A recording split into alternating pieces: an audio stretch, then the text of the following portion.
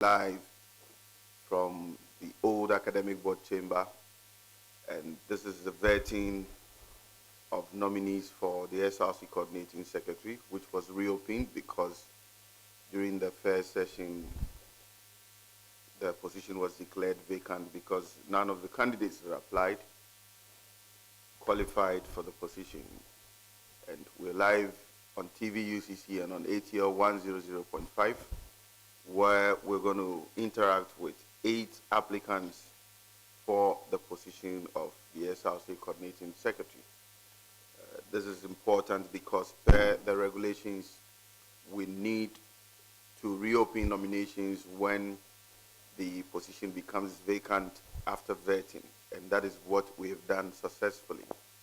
And so today we'll be interacting with 8 applicants who have picked up nomination forms to contest for the position of the SRC coordinating secretary. If you're watching us live on TV UCC and listening on ATL 100.5, we want to say a very big thank you to you. If you haven't subscribed to the channel, please do, and make sure that you share with your friends and colleagues so they can also follow us on TV UCC and also listen to us on ATL 100.5.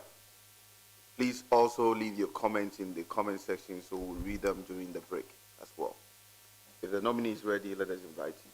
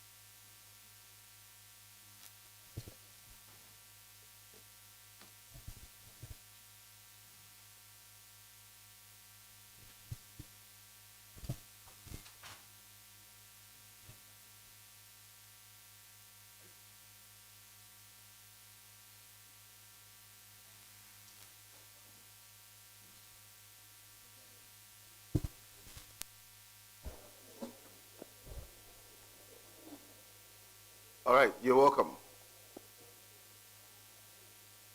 Kindly turn on your microphone so we can hear you. Please, I have. Okay. Kindly tell us your name, your registration number, and the reason why you're here. All right. Honorable Chair, my name is Irania Sam with the index number EFECH 200010. And please, I am here to be vetted for the portfolio of SRC Coordinating Secretary. Thank you. Thank you very much, Irania. As usual, we'll take turns to interact with you. And then if you have any questions or comments, we'll take them. But there's a bottle of water in front of you and some pen and paper to write on. So feel free. And then at any point in time, if you're not comfortable, you want us to take a break, you let us know. Right. We may not be repeating our questions like we used to. So please pay attention and then try as much as you can to answer the questions correctly, and then we'll make progress. Yes. Is that okay? Thank you. All right. Good luck. Thank you. Hello, Irania. Hello. Welcome back. Thank you.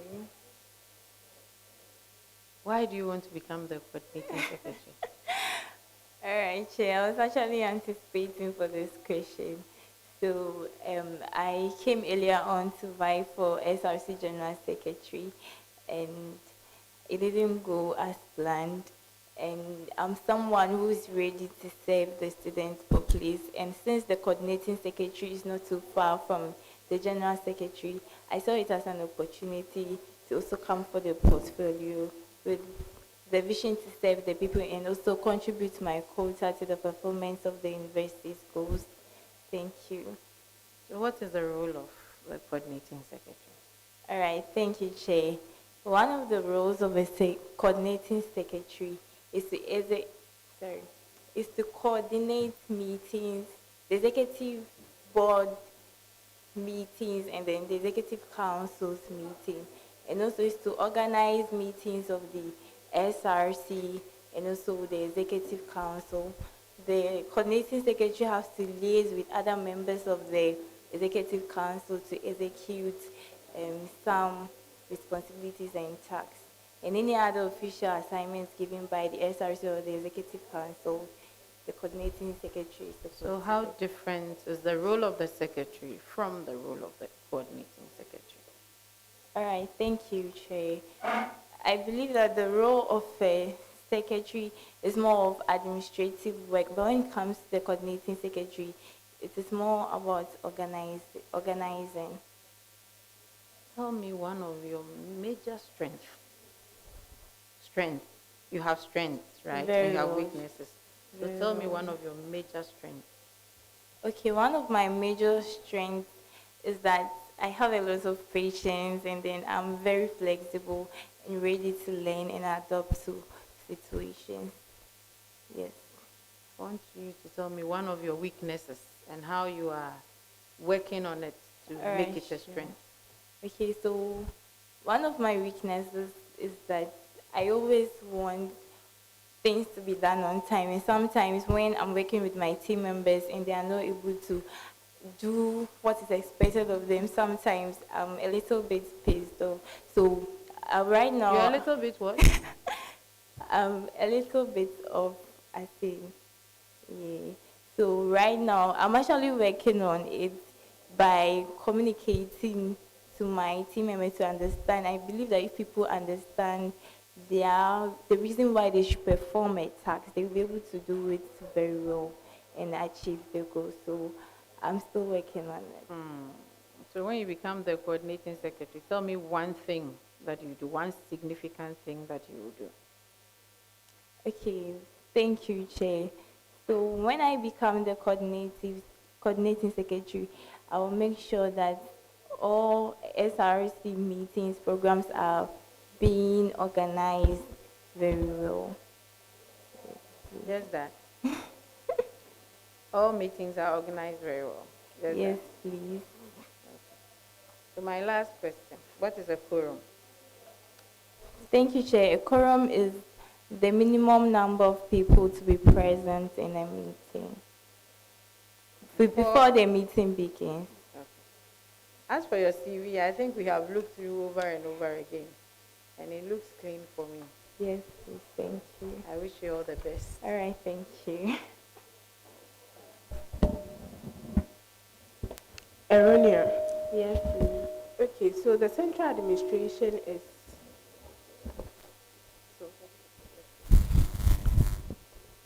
the central administration is named after a particular person.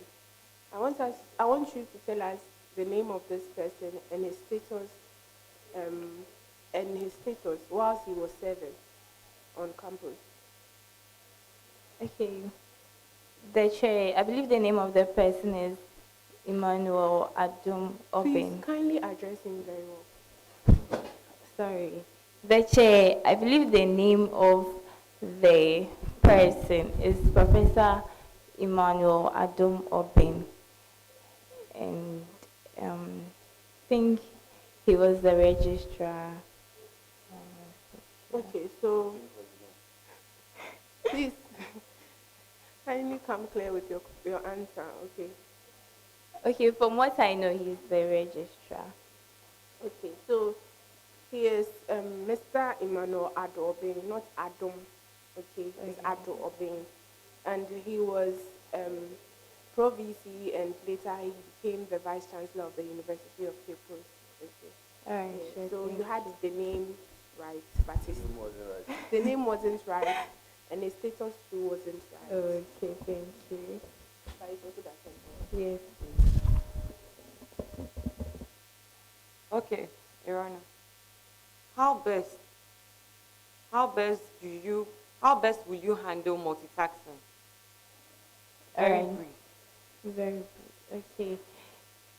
Mr. Chair, I think the best way to handle multitasking is to, let's say, commission of labor, is to work, divide work with your team members to be able to work together to achieve the aim. Okay, that's good. Thank you. Irania, Yes, please. per the SRC constitution, whose duty is it to organize meeting for the General Assembly, and what actually is the General Assembly? All right. Thank you, Chair. So I believe the person who is in charge of the General Assembly is the General Secretary. And then the General Assembly is a meeting for all students where students are able to meet the management and discuss their issues and know how it will be resolved. That's all. I also asked what actually is the General Assembly. Yes, please. So I said that the General Assembly is a meeting organized for students of the University of Cape Coast and the management, where the management meets the students for issues of happening on campus to be discussed and look at the best way to resolve. Yes. Okay, so for the General Assembly, you had it right. That is the entire student body in a meeting. But the body that organizes the General Assembly, it is not only the duty of the secretary, but the entire executive board. All right, sure. So you have only parts of the question right. Yes, please, thank you. Irania. Yes, please. Okay, so we have disciplinary committees on this campus. Very well. Several faculties have their own, several schools and the whole lot. Who is the chief disciplinary officer in this school? Thank you very well. The chief disciplinary of the University of Cape Coast is the Vice Chancellor. Okay, all right. Thank you.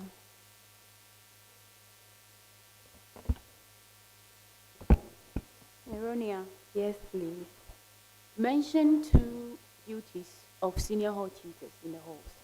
Senior hall tutors. Okay. So one of the duties of, please, Emmanuel.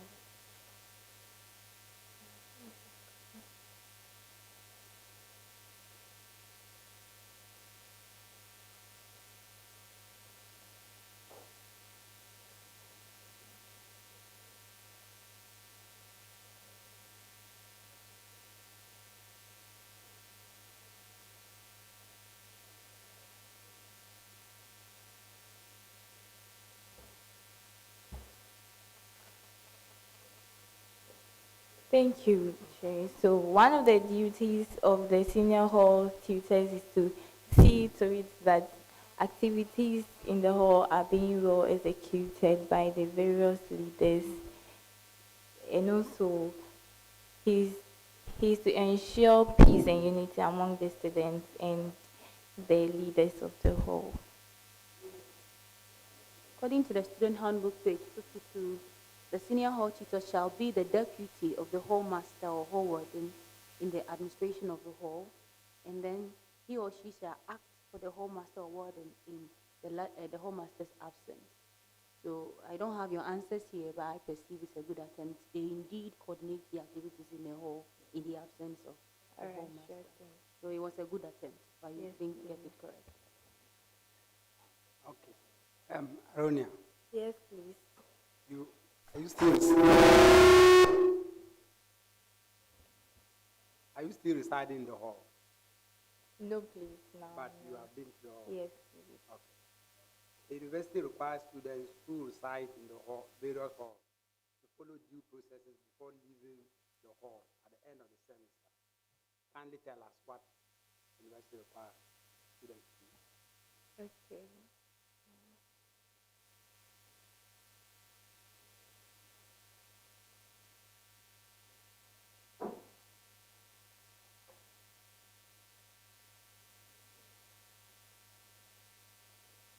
Thank you, Chair. For a student to leave the hall, first of all, the student has to have an exit, get an exit from the representatives of the whole administration. And also, they should hand over their keys to the whole warden. It's a good attempt. I was expecting you to add, you have to clean your room and you pack your things, then you sign the exit. But the core one, you said it. So Yes, I think you are right. Thank you.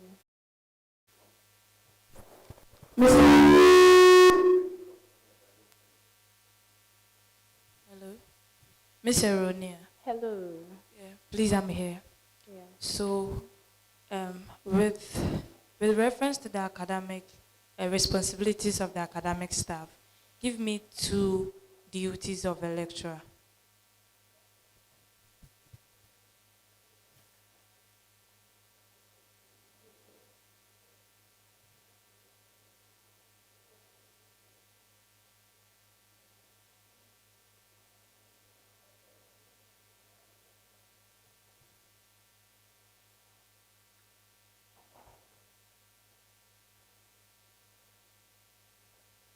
Okay, thank you, Chair.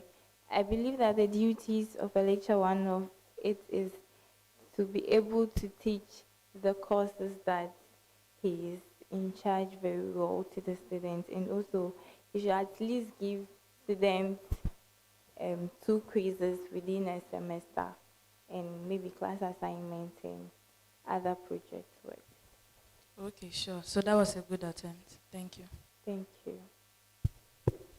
All right, Irania, Hello. I have a list of 3 courses that are offered in the university. I would like you to just kindly explain them. One, we write it, we have elective course, we have cognate course, and audited course. So if you can just kindly educate us on these 3.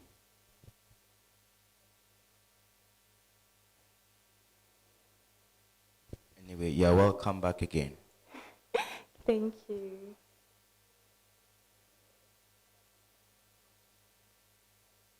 Okay, the Chair. With the elective courses are courses that a student can voluntarily choose to offer outside his or her faculty or department. Good. Let's go. And then the Cognate. cognate course is the compulsory courses that you can't do without. And the audited courses are courses that are also voluntary courses that a student can choose, but it will be awarded as 0 credit and will not be added to the CGPA. All right, so you got 2 correct. The cognate course is a course in related field that facilitates or reinforces what you are doing. It's not actually a course I have to voluntarily pick. Right, so I think in all you did well, more than half of the mark. Very good. Thank you.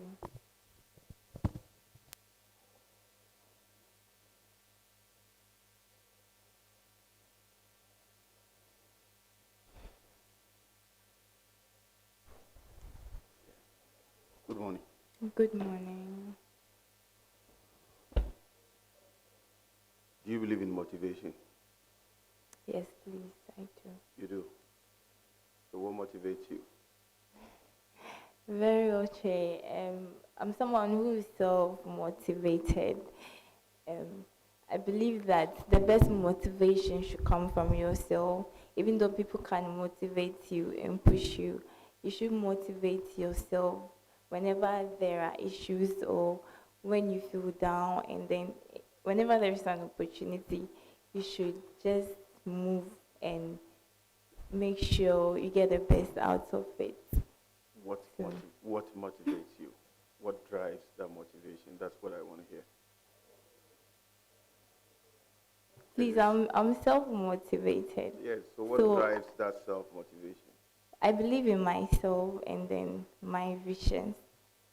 So that's what my vision, and the fact that I believe that I can do it is what motivates me to do whatever I do.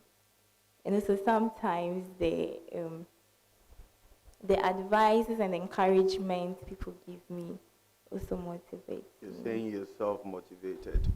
So what it means is that there should be something that drives that motivation. So for instance, my motivation is in the fact that I want everybody around me to be happy. So I work hard for the people around me. So I always want to make sure that those I serve, those I come into contact with are happy. So that is my self-motivation. Sure. So if you say you're self-motivated, what I want to hear is some of the things that drives you to do what you do. Yeah, so Che, that's what I was saying, that my vision motivates me. So what is your Yeah. vision? So tell us. If you say your vision motivates you, we don't know what your vision is. Well, Che, okay, so the vision can change pertaining to the kind of thing I want to pursue. See, every individual who is self-motivated has a number of things that motivates him or her. Some people are self-motivated because they want to be rich to give out to people. Some people find a lot of motivation in the fact that they want to always be the boss. So they're always working Okay, hard to sure. be the boss. Right. So I need you to tell us maybe just one or two of the things that has inspired you, to motivate you to come back to this committee. Okay, thank you, please. I think I now understand better. So over the years, what has been my motivation is for me to be the reason why people are transformed, people have changed, have had a positive impact in their life. So I'm being driven by this, and I'm self-motivated.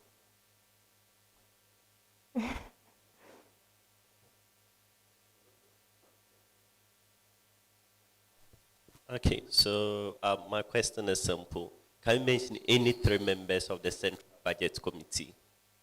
Central Budget Committee, any three members?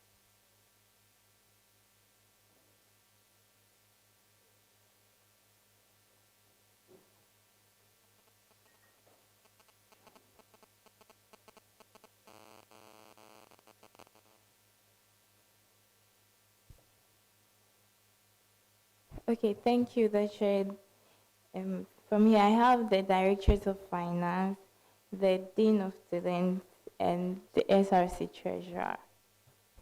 Okay, so I would give you the Director of Finance.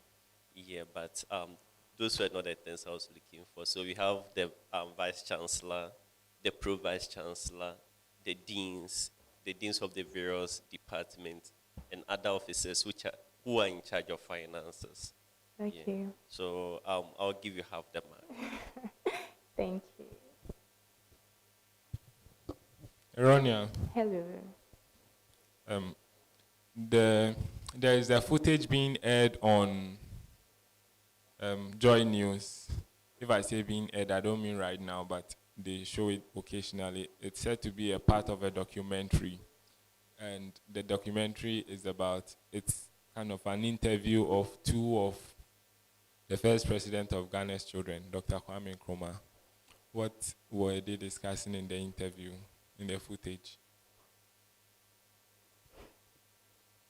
Please, I haven't heard. Okay. So they were talking about, it was an argument actually between the two children of the ex-president as to whether the father was a dictator or a democrat. One believes the father was democratic, the other believes the father was a dictator. Thank you. All right, thank you very much for coming, Irania. All You right, hear from the sure. committee soon. Thank you. Right. So we're still live inside the old academic board chamber inside the College of Agric and Natural Sciences, and we're live on TV, UCC, and on ATL 100.5. The PDF is in the house. We'll hand over to the PDF, Mr. The Queen. Today he's wearing a sea blue shirt and a blue-black tie. Rob, good morning. Good morning, and you look like Dangote's financial secretary. Oh, I used to work with a rural bank. So, Mponia Rural Bank. Over to you, sir. Thank you, Prof. So, you're welcome. This is the special vetting. And I call it special vetting because after the 4-day vetting exercise, SRC vetting exercise held at the Dinah Auditorium, the vetting committee declared the position of SRC coordinating secretary vacant. And so we've had students who have filed nominations to contest for this position again. It's quite interesting because some students who filed and contested and were disqualified during the vetting have so filed again. So they are meeting the vetting committee again for the same position. Others who also were disqualified for other positions have also come to this side to contest for this position. That makes it quite interesting. You know what I'm talking about. So keep your comments coming. What is your thought on this? Do you think the panel is going to be lenient this time because they've met them before? Or you think it's going to be, as usual, the normal game? Share your thought with us. Leave it at the comment section, and of course, intermittently, I would be reading them. At the moment, the panel is getting prepared to receive the next nominee, and I must inform you that this time we are transmitting live from the old academic board chamber of University of Cape Coast. So if you are around the University of Cape Coast campus, you can join us here, especially if you are around Parliament. We are not going to spend more time here today because specifically this vetting is for students who aim to be the coordinating secretary of University of Cape Coast for SRC. I must modify it here. I am Louise Bekin. You can always call me the PDF. So we're waiting for the next nominee to join us. What do you have to say? What is your thought? What is your comment? What do you want to share? What have you observed so far? Even after the vetting, those who qualified, they've balloted and they've started campaigning. I've seen a couple of them campaigning. What have you observed? Share that with us at the comment section, and we would highly appreciate that. If the next nominee is ready, I'm sure the chair, yes, the panel is ready. So the next nominee can also join us here and have a feel of the seat. Do keep your comments coming. I will be coming your way to read that.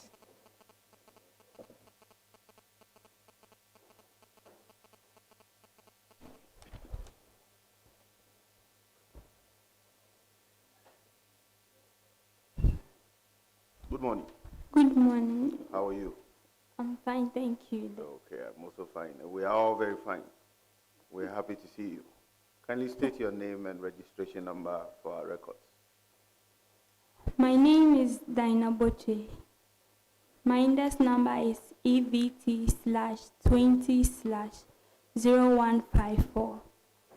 Thank you. So we want to believe that you filed nominations for the position of coordinating secretary. Is that correct?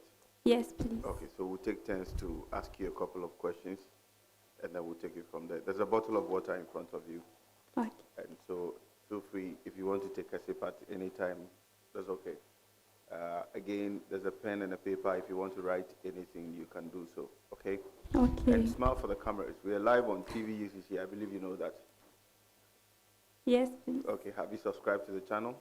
Yes, I You have subscribed? Okay. Yes. Make sure you also share it with your friends so that we can all together enjoy interviewing you, okay? Okay. I wish you all the best. Yes, please. Hello, Dinah.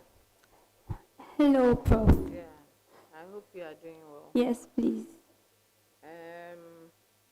Why are you here? Okay, as part of the electoral processes, I'm here to be vetted for the position of SRC coordinating secretary. Thank you. Why is it that when the position was first publicized, you didn't apply for it? Okay. Thank you. Initially, I was running with Team Stana, but upon some situations, we couldn't actually pass through the electoral processes, so we actually withdrew. And when the opportunity came for me to pick, when the opportunity came that there is a vacant for the position, I actually went ahead to pick the phone. You think you can do the job? Yes, please. What does the job entail? Okay, so SRC Coordinating Secretary is all about organizing. That is, the person or the portfolio is about organizing the SRC's activities and programs. Thank you. Have you worked with the SRC before? Yes, please. What role did you? Okay, so in one of the programs, that is McDonald's program, the SRC treasurer asked me to play a role as being an usher. Oh, I mean, have you worked in any SRC committee? No, please. What about JCRC? Yes, please. I'm the current JCRC secretary of alcohol. Can you tell me any significant thing you did as the JCRC secretary, please? Okay, so as a JCRC secretary of alcohol, I've been able to build up a digital way of storing files and documents when it comes to my office as a secretary. A digital way, how did you do that? Okay, so I created an email account that I save the files and folders we use in our administration. So that is the digital way of, I see. I have to look through your CV because for you, this is your first time. Okay. And although it's quite okay, there are a few things we have to talk about. When we come to your leadership experiences, for instance, you started and then all the needed information is behind, on another page. You just have the title on the first page and then every other thing goes there. But you wrote something I found very interesting. Running correspondence for the hall. What does that mean? Okay. Running correspondence for the hall. Okay, so running correspondence of the hall is about writing letters and also sending letters. That's running correspondence for the hall. So correspondence itself is about being intermediate of receiving and sending. So you send letters and also take feedback. What does the hall administrator or hall managers or the administrative setup do? So mine is basically at the JCRC level. Yes, so if you say in your CV you're running correspondence for the hall, it's as if you're taking the job of the hall managers or the administrator. Okay. Eh? Yes, please. Is that what you are doing? No, please. So mine is at the JCRC. Why are you getting so much powers to yourself? You run correspondence for the hall. Means that you're the one in charge of all the correspondence. Is that what you're saying? No. That's not what you're saying? No, it's JCRC rather. Okay. Thank you. Somebody tells me you are too emotional and this job is going to be too harsh for you. You can't do it. What would you say to that?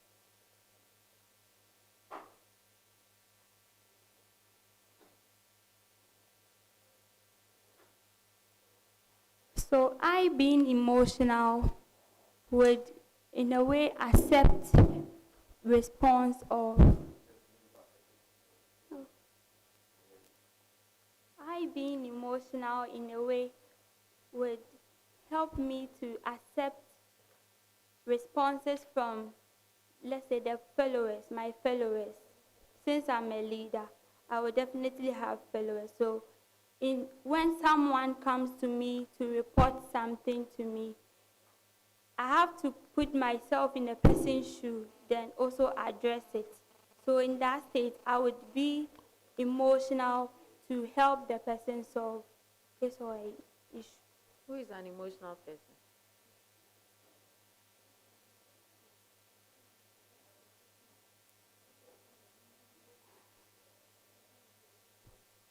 An emotional person is a person that have a strong feelings for something. Strong feelings for something. Yes, please. But the explanation you gave us is not, it's not what you just said. And what you said is also not an emotional person. You said that you are somebody who put, an emotional person, because you're emotional, so you put yourself in somebody's shoes, right? Mm-hmm. So who is somebody who is empathic? If we say, oh, this person has a lot of empathy. The person has pity over,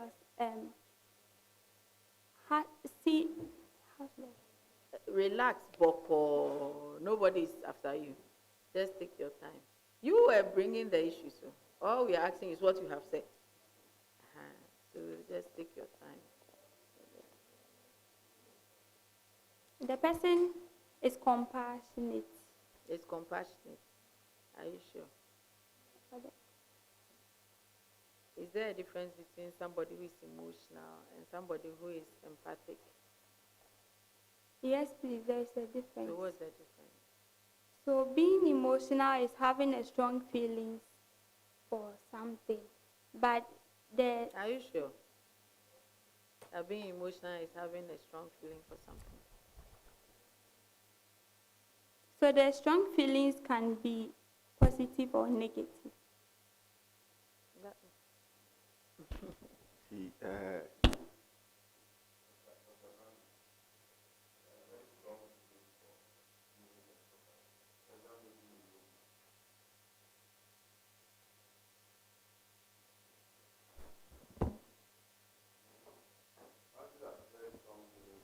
soccer and music. Does that make him emotional?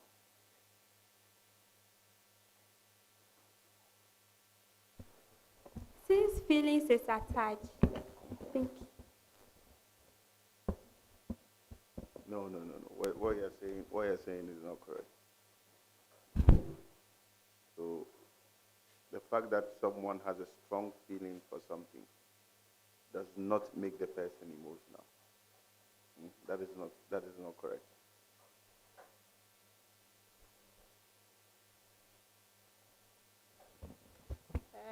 Dinah, you are still mixing dashes and hyphens. I think I've spoken about this times and over again.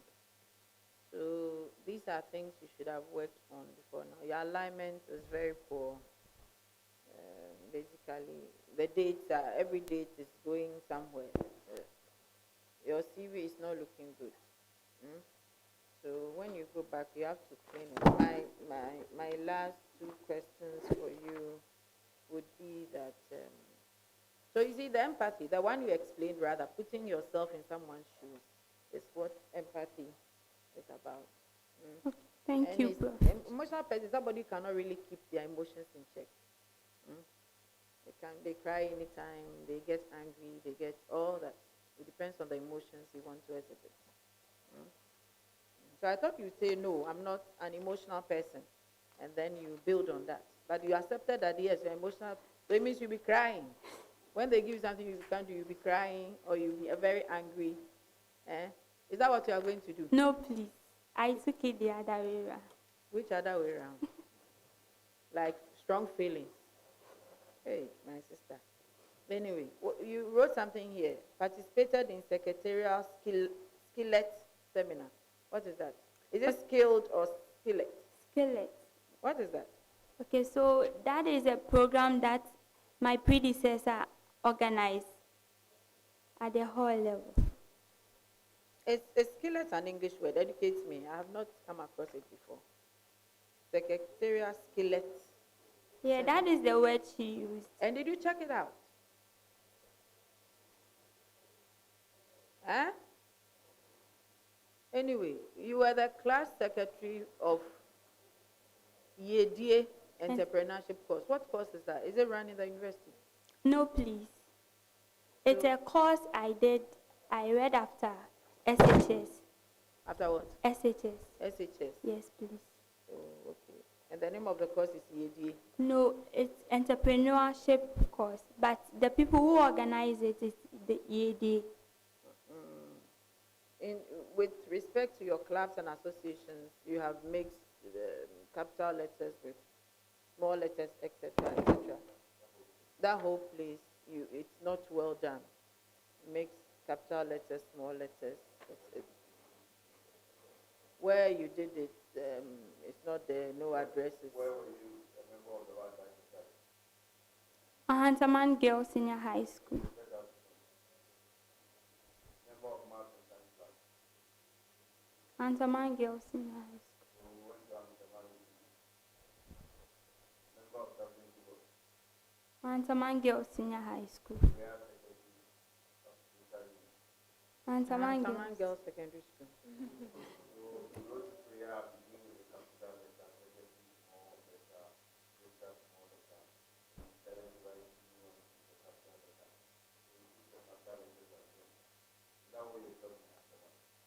And she's currently the secretary. And you start to read from the small F and the 3 of the 11, 88. Are you sure you're the secretary? Yes, please. And you're the one who runs correspondence of our work. Yeah? Your TV is very terrible. Your referees, one of them has an email address, the other does not. Why so?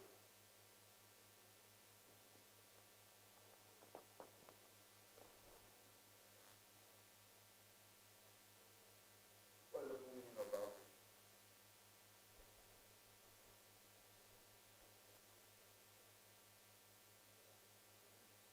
Volta Aluminium Company. Volta Aluminium Company.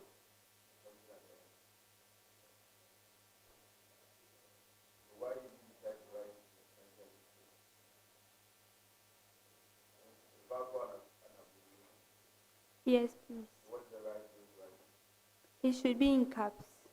But also the document is written with the capital B and the rest is small letters. And I'm thinking, Prof. we are secretary is about to go. So that's how you keep your electronic documents. It's a lot of mistakes. No, please. But in your own CV, there are so many mistakes. I think on everything, mistakes are different.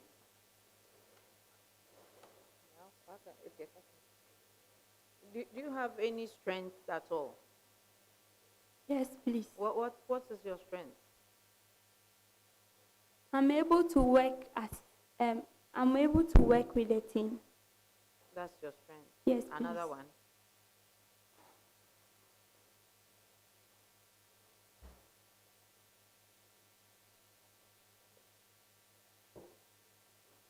This I'm one. also able to work under pressure. You are able to work under pressure. Are you Yes, sure? please. Are you sure you are doing well under this pressure? Yeah. Any weaknesses at all? Do you have any weakness you are working on to perfect?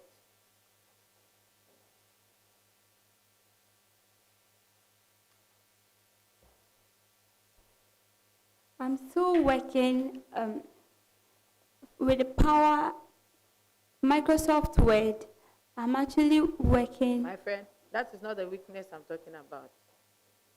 It's not about typing or Microsoft Office suite. Any inherent weakness you have that you think, this is my weakness, I'm working on it. I'm trying, it is my weakness, I don't like it, but I'm working on it to perfect it. I'm trying to come out of it. Okay, so with public speaking, I'm actually developing on that. So make sure you clean your CV. Okay. Thank you. Thank you. Dinah, Hello. 4 days ago, there was an inaugural lecture held in the university at the SMS auditorium, and it was even captured by Tvucc. It was streamed live. And the speaker of the inaugural lecture was Professor David Tvucc. What was the theme of this inaugural lecture?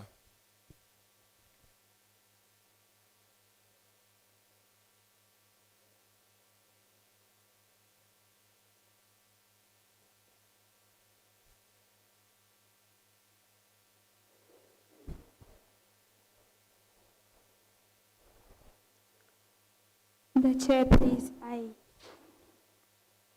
You don't know? Yes, please.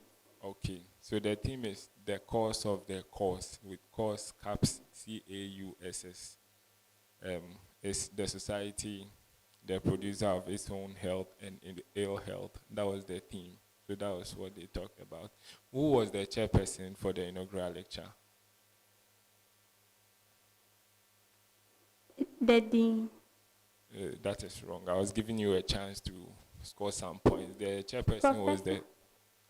You've gotten it wrong. It was the Vice Chancellor, Professor Johnson Yakubu Ampong.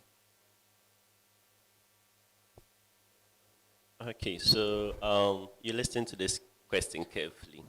Pay attention to the question. I know the reason why I'm saying that. Okay. So I am an agreement whereby the liaison conveys to the lessee in return for a payment or series of payments the right to use an asset for a agreed period of time. What is my name?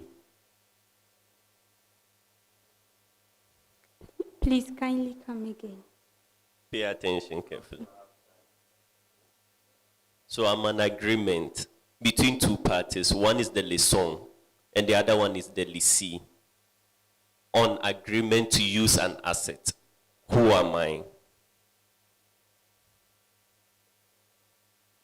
Liaison and lessee, agreement to use an asset. Who am I?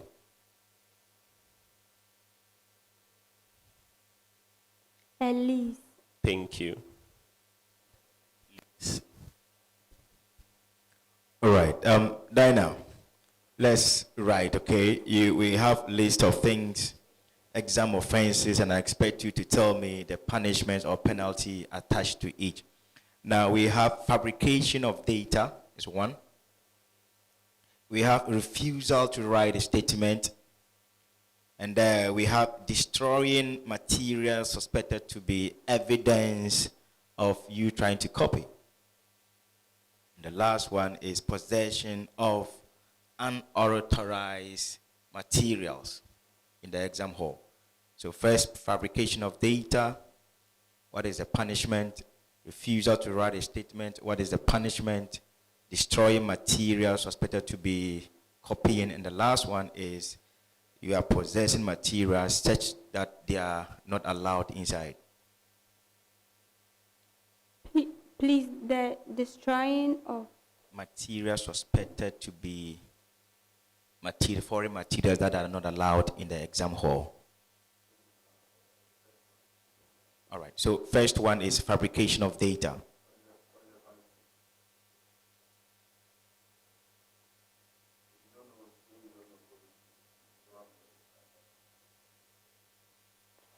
the person will be fined. Wrong. Then we have refusal to write statement. The person may face dismissal. That is another wrong. Then the last one, I was giving you 4, but I'll give you last one. Then we have possession of foreign or unauthorized material in the exam hall.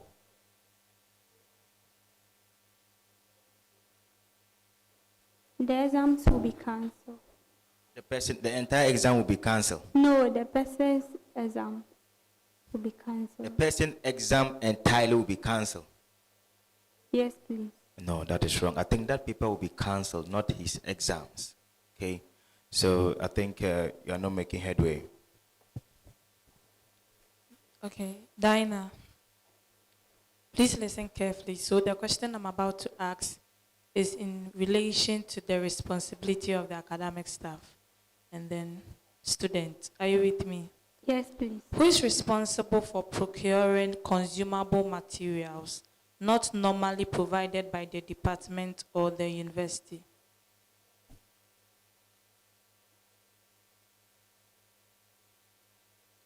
Please come again. Who is responsible for procuring consumable materials not normally provided by the department or the university?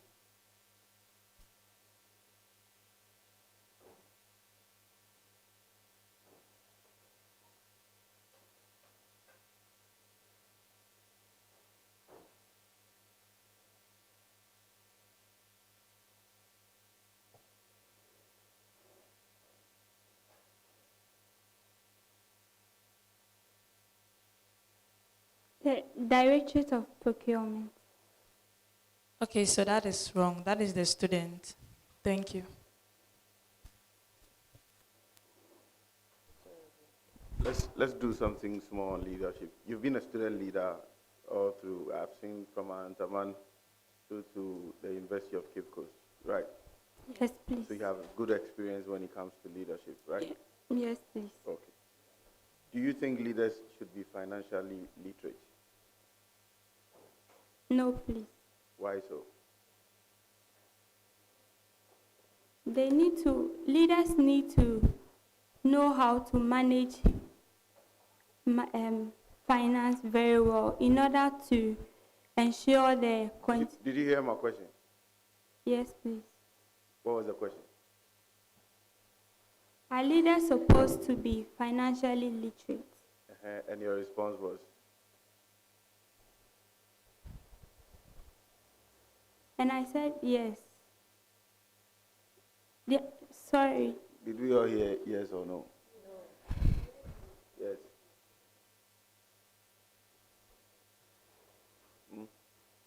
So you've been a leader, right? And you're still a leader. So my first question is, do you think leaders should be financially literate?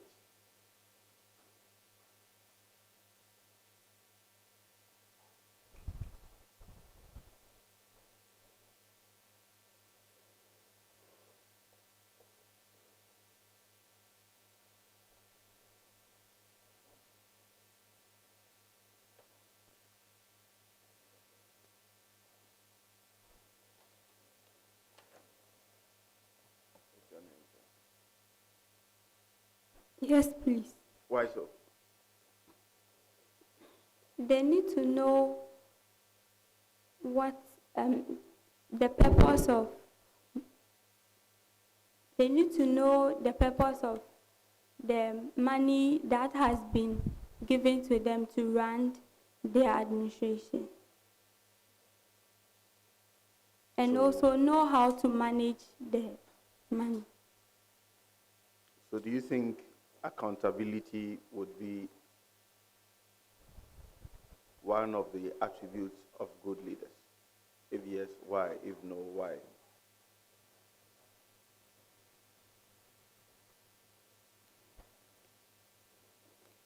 Thank you, the Prof. Chair.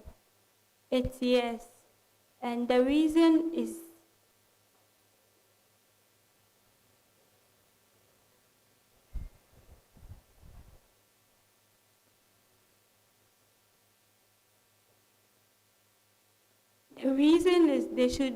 that they should be accountable for anything that is given to them.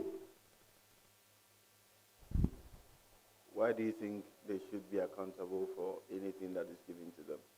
Because they are the sole user. They are the people who actually use the resources, or let's say the money given to them.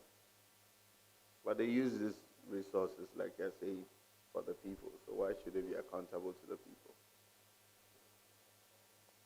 So in terms of, let's say, they are not using the resources, they are not using them well, they will definitely be accountable for them. For example, how would leaders not use the resources well? Give me 2 ways by which leaders would not use resources well. If they don't go according to what the budget is requiring for them, If they don't do what? they don't go according to their budget. If they don't go according to the budget. Yes, please. What budget? I believe that in every administration there is a budget being allocated for every activity. So if you are given a budget to work on and you exceed that budget, in a way you are not utilizing the money, and of which you would be accountable for. So what if you underutilize the money? For that one, we will leave it over to the next administration. But that also does not make you accountable, because if you've indicated that you do X, Y, Z, and there are budgetary allocations for them, and you do not perform the activity, then it means that you haven't done well. So is it my impression that when you get the nod, you come to office, you leave the things and then hand it over to the next administration because you did not use them? So you only come and enjoy yourself and go without doing anything? No, please. So sometimes, let's say you are given a budget, but you get funds from other sources like sponsorship. So with this, the money that it would be allocated for it you wouldn't actually use the whole money because sponsorship would help you to. What is the term given to that money? The money that remains after the budget or outside the budget. What is the term given to that money?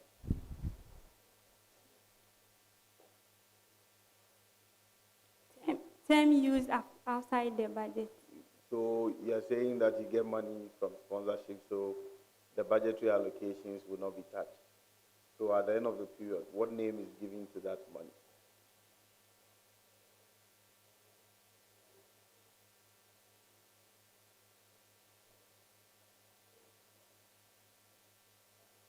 The chair, I submit for correction. You haven't given me any answer. You are saying correction. Dinah, you haven't said anything. You are saying correction. If you had said something and I said it was wrong, then I can correct you. But this is the case. You haven't said anything. You have been a leader. You've been secretary, member, chairman, blah blah blah blah. You should know this.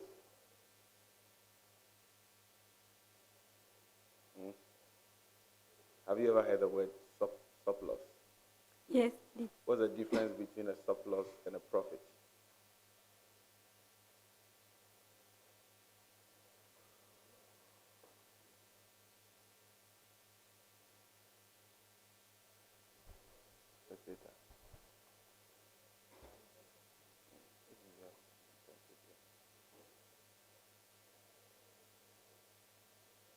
What's the difference between a surplus and a profit?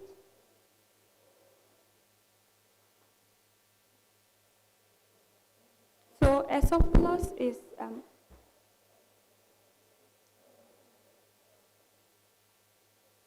the extra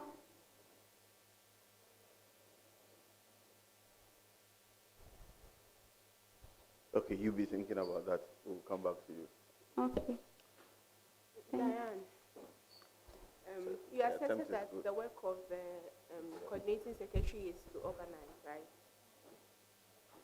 Let's move to my question.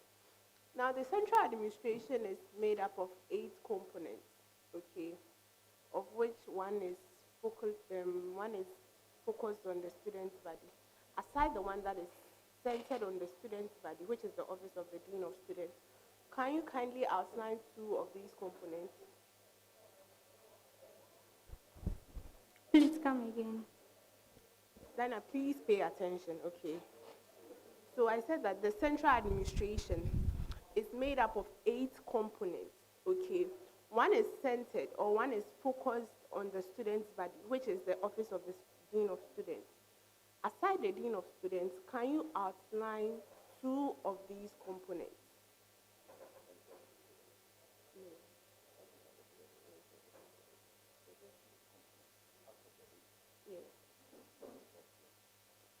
Okay, so we have the registrar.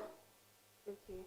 Can you clearly come out clearly with your answer?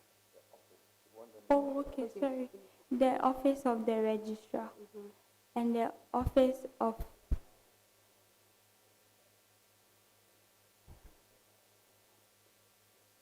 we also have the office of the pro vice chancellor. Okay, so that's one is wrong. We have the office of the dean of students, the vice chancellor, directorate of finance, internal audit, physical and estate management, and the office of the registrar. So you had only the office of the registrar correct. Okay. Okay. So that was a good attempt. Thank you. Hello. Hello. I heard you say your index number. Can you repeat it again? ET/EVT. Thank you. The first time you didn't bring the ET. So your question. How would you handle confidential information and ensure the privacy of sensitive SRC documents?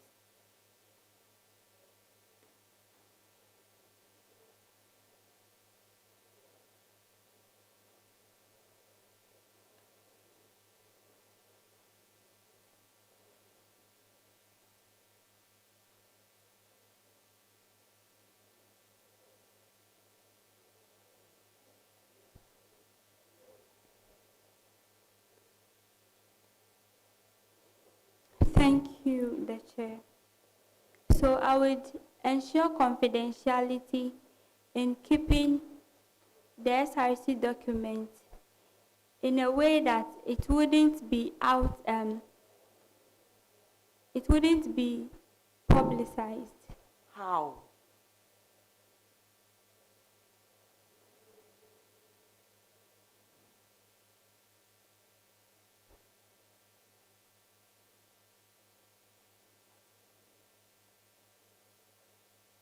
By creating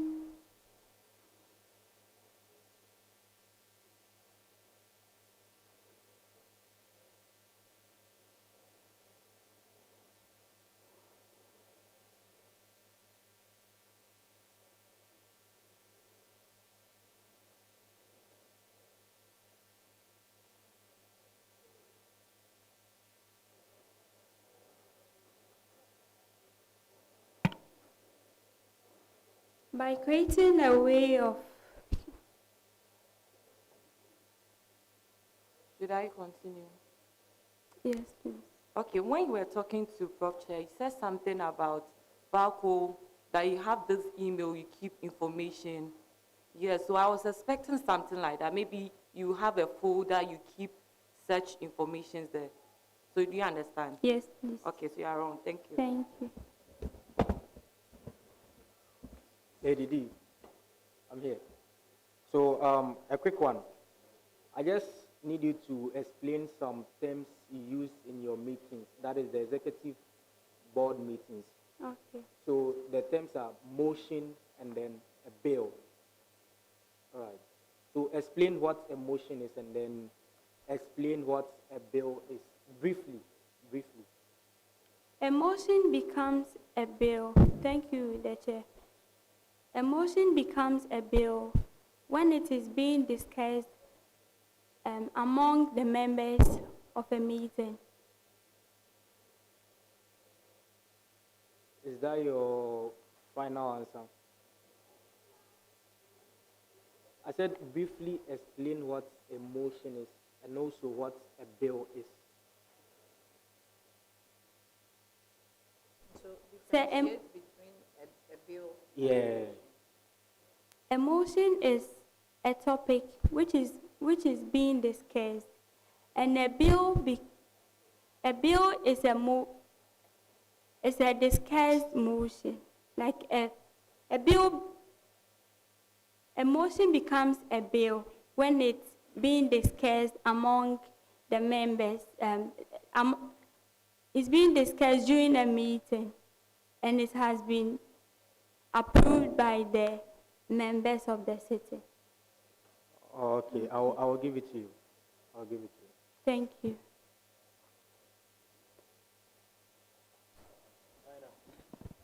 Dinah. The chair. So there is an issue with the school shuttle service. Which department or office is in charge of handling these issues? Okay. This with transport.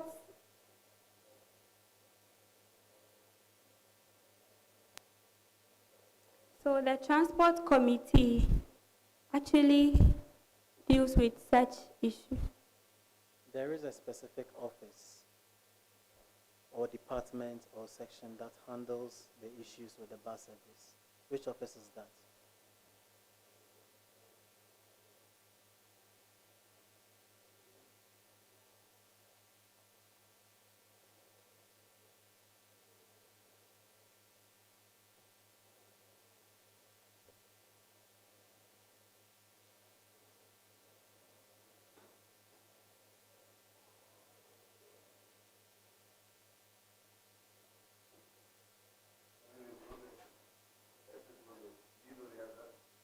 Okay, so it's actually the committee, a committee who does that. Oh, no. So if you read the handbook, section 57, you will know that it is the estate section of the university that is in charge of the school shuttle services. Thank you.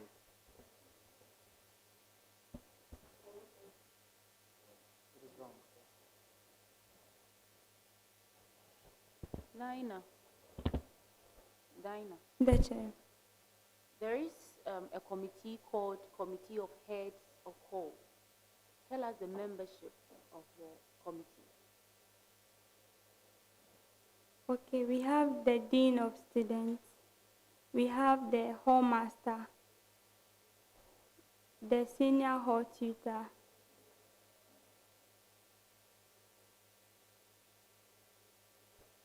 we have the tutors,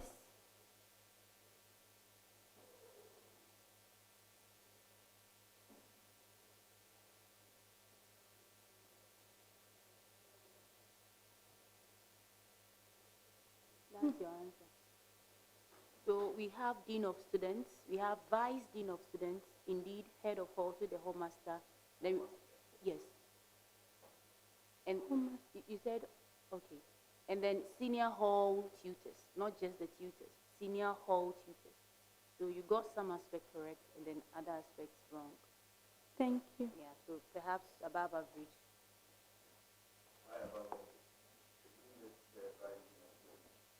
She said Dean of Students, and then the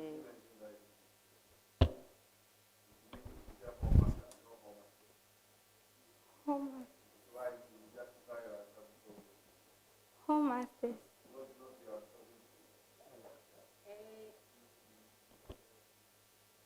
Okay, here we have Dean of Students, and she mentioned it. And then there is Heads of Hall.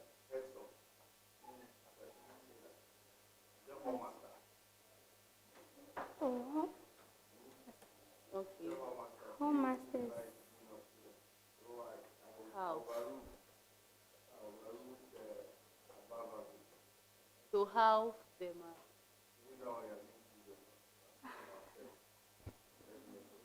Oh. Okay.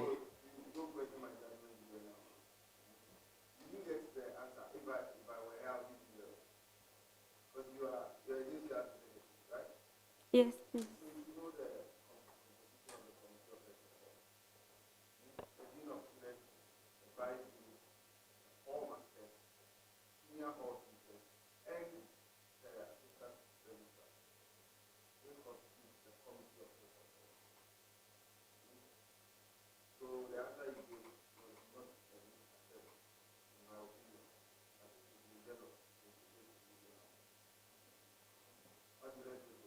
Okay.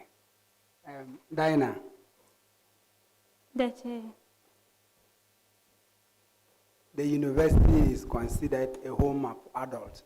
Why do you think there is a law banning the use of alcohol and narcotics? Thank you, the chair. So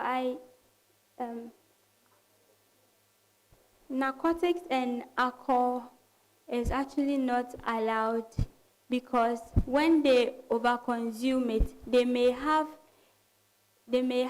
the effect of it can actually be in such a way that they would hurt their colleague or their fellow. I don't get you right, please. Okay, so let's say I take in alcohol and I'm overdosed with it. I can, in a way, destroy, let's say, the school property or hurt a fellow. Okay, you did not put your words together correctly, but you have the point. You can find this in the student handbook, page 40, regulation 17. A student who is on drug may go overboard, and his or her behavior can affect his or her colleagues. It is in this regard that there is a regulation on that. So you did well. You take 2/3 of the mark, since you've mentioned the core part. All right. So we've come to the end of the session. Thank you very much for coming. You hear from the committee soon. Thank you, Prof. Chair. Good luck. Right, so we're still live inside the old academic chamber and on Tvucc and on ATL 100.5. Over to you, the PDF.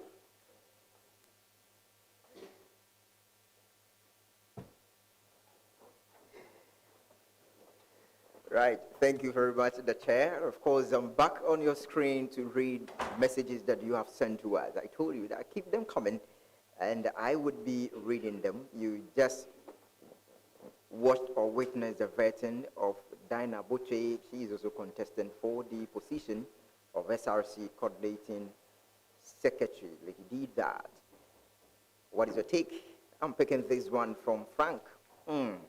Dinah is slow but sure. I love how she flows. And this is also from Kelvin. Dinah is good. She looks good.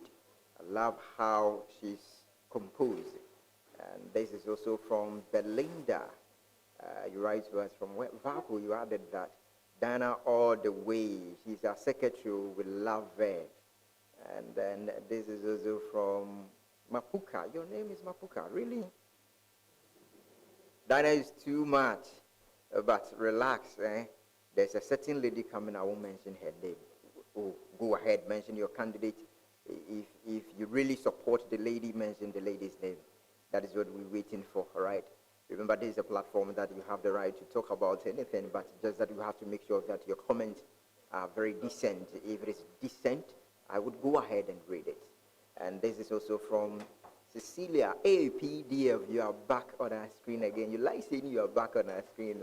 Okay, what should I say? Cici, write something to me. What should I say? If I come on your screen, what should I say, huh? How are you doing anyway? Deborah, you normally write to us from Germany. I've not heard from you. I've not seen your message today. What is happening? Write something to me, huh? Let's speak the German language more, right? Okay, and I'll continue to pick your messages here. Ayo Kevin. PDF, please tell the gentleman who filed the nomination to contest for this position that it is meant for women. Really? You think coordinating secretary is meant for women? Is that what you think? All right. But I don't think this is stipulated in the Constitution that it is limited or restricted to people, to women. It's not limited to women. And so the gentleman can also file for the nomination to contest for the position. So far as it is not written in the Constitution that the position is limited to the women, I think the gentleman can also contest for it. So you can also contest for it, right? Don't be scared of anything. Have you thought of the position of the SRC secretary? We normally leave that for the women, but the men can also contest for that. Equally, women can also contest for the position of SRC president. We saw we saw New Deal contesting for the position of SRC president, just that the people didn't vote for them. But let's see, going forward, if we see the women also contesting and winning, that is what we're looking for. So if you're also interested as a man in the position of SRC coordinating secretary, the fact that secretary is attached to it doesn't make it wholly or absolutely limited to women. Men can also contest for it. So I would want to see a custodian contesting for SRC secretary one day to come. Which of them is coming? Right, I'm picking your message here. Calvin, Anane. Hey, Dinah, I've heard about her. I never knew she's so beautiful. Ah, really, Kevin? She's beautiful. What do you want to say, Kevin? Ah, you want to take her number or what? Well, maybe you would want to look for her. She's the Tvucc Hall secretary. When you visit them, you are likely to get her telephone number. Right, so the committee is ready to receive the next nominee. I am going to vanish from your screen, but keep your comments coming. Later, I'll take the hot seat and read them.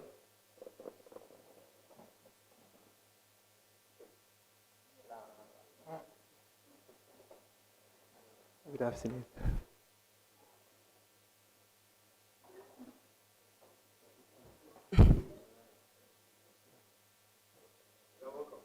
Thank you, sir. But we are in the morning. We are not yet in the afternoon. So relax. Okay. Kindly tell us your name and registration number. Okay. I am Francis Asante with the registration number SSBSS 21 0212. Okay. Francis, why are you here? I am aspiring for the UCC Src Coordinating Secretary, and as part of the process, I must be vetted. That's why I'm here. Okay. Thank you. You're welcome. So we'll take some time and go through your documents with you. Okay? Okay, sir. So relax. There's a bottle of water in front of you. There's also a pen and a paper in case you need to write anything. You can note them down. Is that okay? Yes, sir. All right. So wish you all the best. Thank you, sir. Hello, Francis. You are in which level? It's level 200. 200. Yes. Okay. What's the role of the coordinating secretary? Thank you, Prof. Chair, for the question.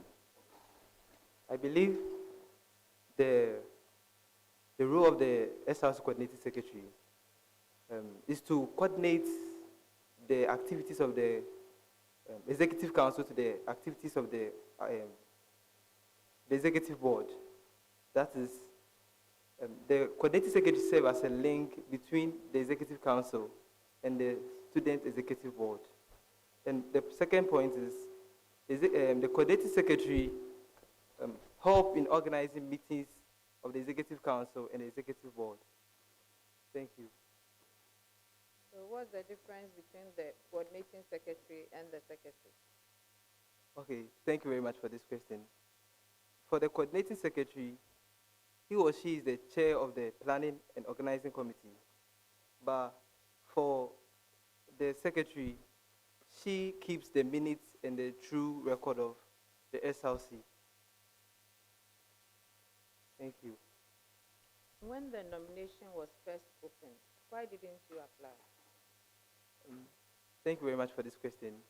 I saw the publicity very late, but when this opportunity was open, I reassessed my capabilities, and I thought of it and said I can be the SRC coordinating secretary of the university. You are affiliated to which hall, please? This Kisley Ford Hall. And you've been there for a couple of years? This is your second year? Yes, please. What have you done there? Have you been part of any committee? No, please. I'm part of the... Then one day you just woke up and thought you're not even working in the hall. You moved to SRC directly. This currently, I'm part of the SRC Committee on Security and Diaspora Relations. All right. And then you are also part of, have you done anything in your department? No, please. Not done anything in your department? Yes, please. So tell us a bit about yourself. You have just 1 1/4, like my chair will say, page CV. So we don't know much about you, 1/4. So tell us something. Who are you? Okay, I am Francis Asante. I'm very self-motivated and result-driven individual. And I'm very proactive too. I make initiatives before the need arises. Thank you. That's all you can say for yourself. I'm very intelligent too, and you are intelligent. And a critical thinker. What is critical thinking? it's reasoning um, logic, based on logic, and um, considering other aspects before we make the final decision of a final decision. What new thing, one significant thing you would do as a coordinating secretary? Have you thought about anything you would do in your tenure as a coordinating secretary? Anything significant? Thank you very much, Prof. Chair, for this question. I believe one of the functions of the SRC is to seek the interests of the students. And for the coordinating secretary, he or she is the one who plans and organizes programs for the students. And I think the programs organized must be in the interest of the students. How do we know that the programs organized are in the interest of the students? When I get the opportunity to serve as the SRC coordinating secretary, I'll introduce a policy named Student Engagement Policy. This is a policy of encouraging student participation in the activities of the SRC and decision-making processes. And I'll do this through organizing regular town hall meetings, and two, creating an online platform for students to express their views and also their feedbacks about the activities of the SRC. Thank you. Tell me about your role as a house prefect. Thank you very much for this question. Way back in SHS at the Infantipim School, I was the house prefect for Battle Snitz. That's the biggest house in Infantipim School. And as the house prefect, you have to see to the daily administration of the house. That's ensuring that the students move up to the academic site when it's time for academic activities, then ensuring light out, and also ensuring discipline in the house in the absence of the house master. Thank you. In Sabah Presby Church Junior Youth, what happened there? Thank you, Madam, for this question. At Sabah Junior Youth Presby Church, Sabah Presby Church, the Junior Youth Department, I was the president for about 4 years. And during my tenure as the president of the youth organization, I institutionalized very educative and developing programs such as public speaking competitions, and also Bible quizzes and professional writings. And these programs help the members to gain self-development, personal development. Sorry. Thank you. Your CGPA is good. You are building it up. In fact, as a matter of fact, you're a first-class student. Yes. Why don't you concentrate on your education? Why don't you concentrate on your books and then forget about this SRC business? Thank you very much for this question. I believe leadership, being a leader and also being a first-class student, doesn't have any inverse relationship. Way back in the SHS, I was the house prefect, and I combined the duties of the house prefect and also my studies, and I came out with flying colors. Way back to DHS, when I was the youth president too, at the same time, I wrote BC Inform too. I combined the church duties to my studies, and also I came out with flying colors as the best BC student in my district. So leadership and academic activities don't have any inverse relationship. You can still be a leader and still perform excellently in your academics. Are you proud or confident? I'm very confident. What's the difference between the two? Proud is being proud is pride. Pride is you think being egoistic, like you are on top of everybody, you are ahead of everybody. But confidence is speaking without fear. I like your CV. Thank you. Apart from the heading you don't have, it's not much, but it speaks for itself. Do you have any weaknesses at all? No. Thank you very much for this question. My weakness, I can assess my weakness in two forms. That's the soft form and the hard form. The soft form has to do with the people I work with. Maybe there might be conflict of interest through maybe our execution of our duties. That's one of the weakness. I don't know how to maybe scold people when they are veering off their way. That's the weakness I have. Then that is bad. Because if people are veering off what they should do, there are times you have, my chairman, sometimes he shouts at me, Becky, you know? So, and we have paddies. But if you're a leader and you can't, and sometimes I also give it to him, you know? So if you are a leader and you can't just correct people when they are going wrong, then you are not a good leader. I talk to them politely, but you see, there are certain instances you have to be very harsh on them. That's the part that I'm not more into. No, that is more like compromising. You have to, no matter who they are, you have to.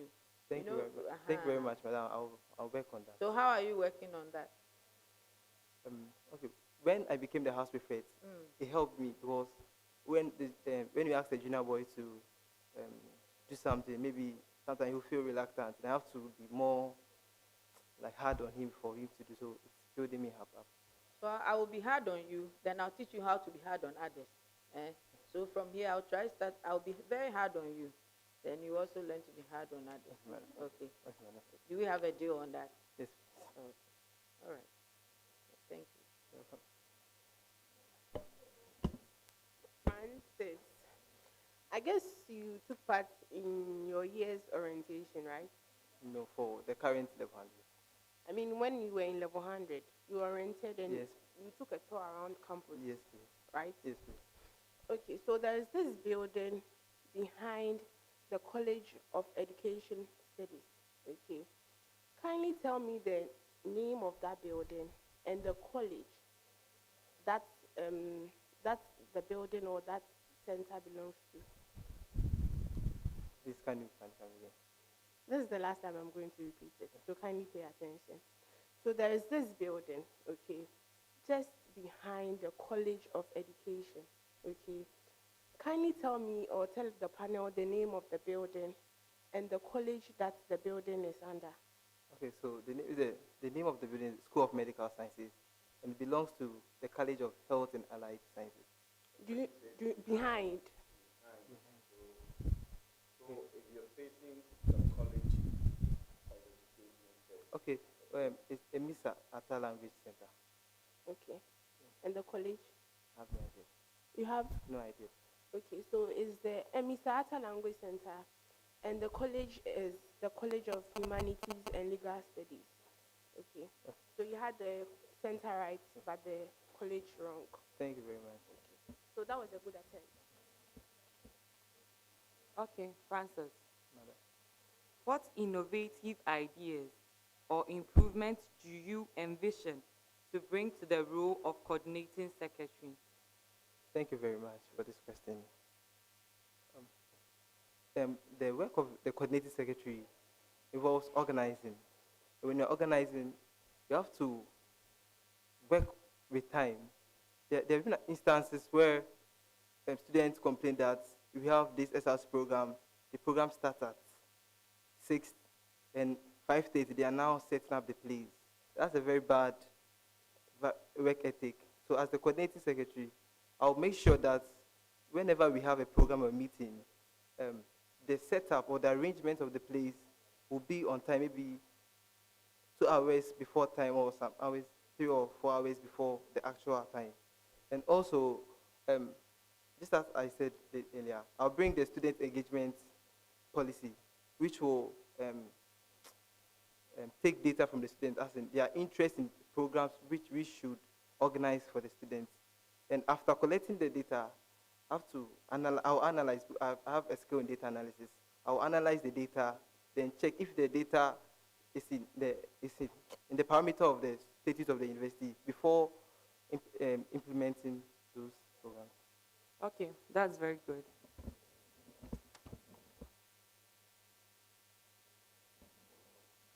Francis, sir, All right. So, as the coordinating secretary, you are also the chair for the planning and then organizing committee.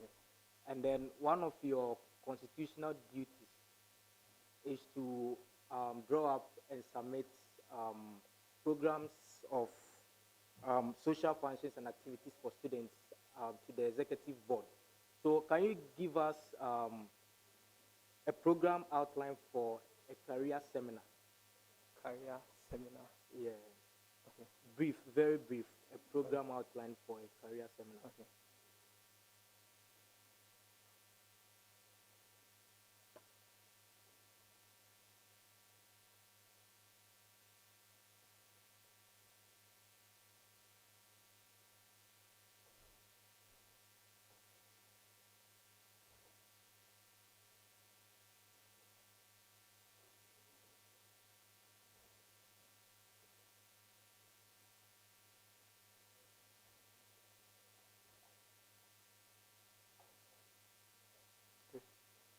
Okay.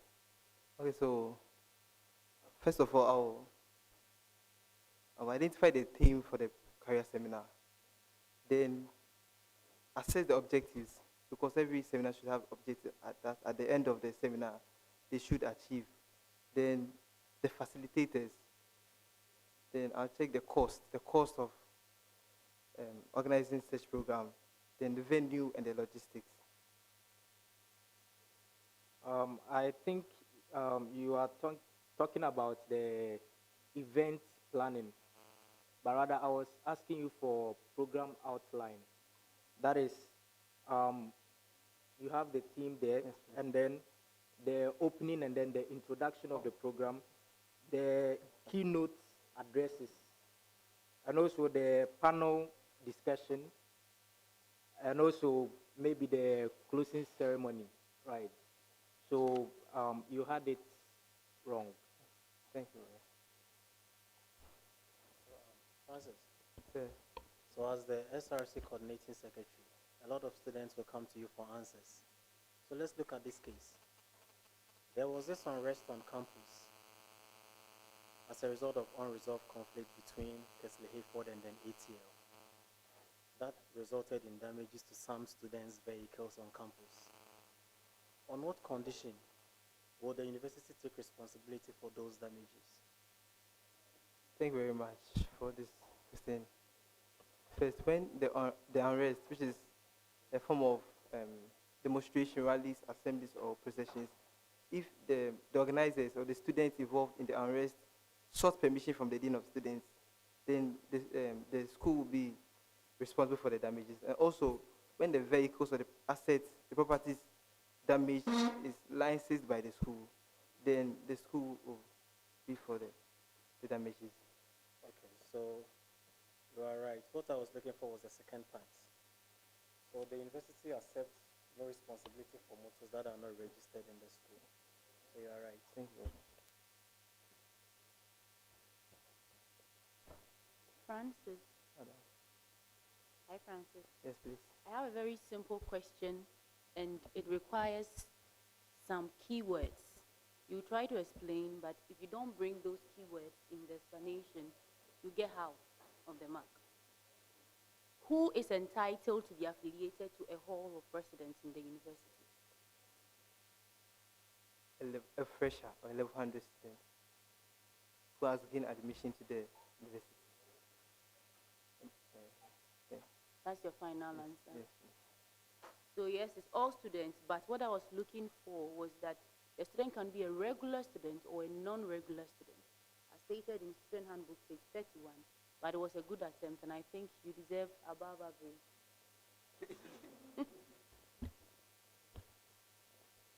Okay, Francis, yeah. Listen to your question.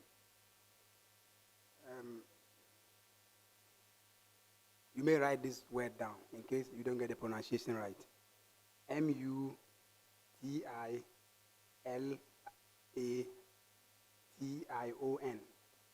Did you get that right? So the question is, with regards to the use of some donor library, what is mutilation? And what is the appropriate sanction for users who are found culpable Thank you very much for this question.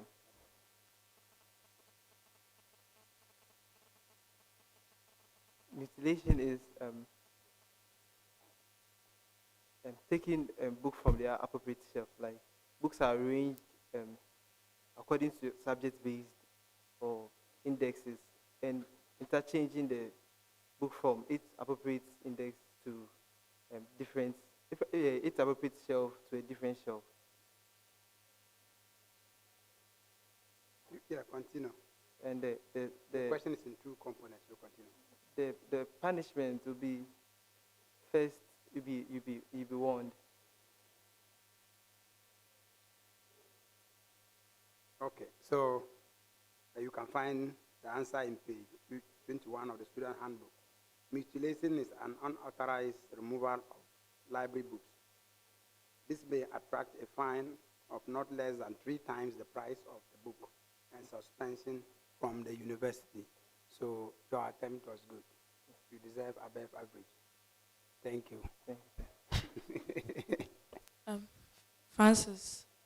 Okay, so my question. Please, can you hear me? Yes, please. If an individual rewords another person's work and presents it as his or her own, what does it mean? It's plagiarism. Okay, so what's the offense for plagiarism? Cancellation of the academic work of the culprit. Please come up right. The cancellation of the academic work of the culprit. Maybe family project work, thesis, the work of the culprit may be cancelled. Good, so that was what I was looking for. Thank you. All right, Francis, Sir. you told Vice Chair that you didn't see the first publication when we opened nominations. Is that not it? So I want to put it to you that you are not serious. That the first time you are on campus, there is a publication or something like this, you are preparing yourself to go and you tell us that you didn't see it. Are you on top of your game in terms of information? You are coordinating, and we need you to be on top of the game so that you can be able to know what is going on before you can even say, I want to coordinate. Now you don't know what is going on, and you are here. Thank you, sir. Sir, I had an issue with my phone today. I had an issue with my phone. When I paid my phone. No, I can put it to your this. You are just trying to deceive this house. And look at us, we are not people that you can deceive. Do you know that? Yes, please. I'm being. So please be honest with us and come. Don't be giving us stories, Sir, okay? I'm being frank. I'm being frank. You are frank. Yes, Because you are what? Francis. Is that it? All right. So your question. I want to see how you can be Francis or Frank with this question. Now, it's a riddle, and I expect you to give me a straightforward answer, and my question goes with one attempt. All right. With the approval of faculty board, the head organizes the teaching programs, maintain acceptable standard of teaching, and ensuring that the adequate facilities and are available for research and in the respective disciplines. What do you think, or who do you think I am? Faculty registration officer. Thank you so much. You are wrong. The answer is the vice dean. Thank you.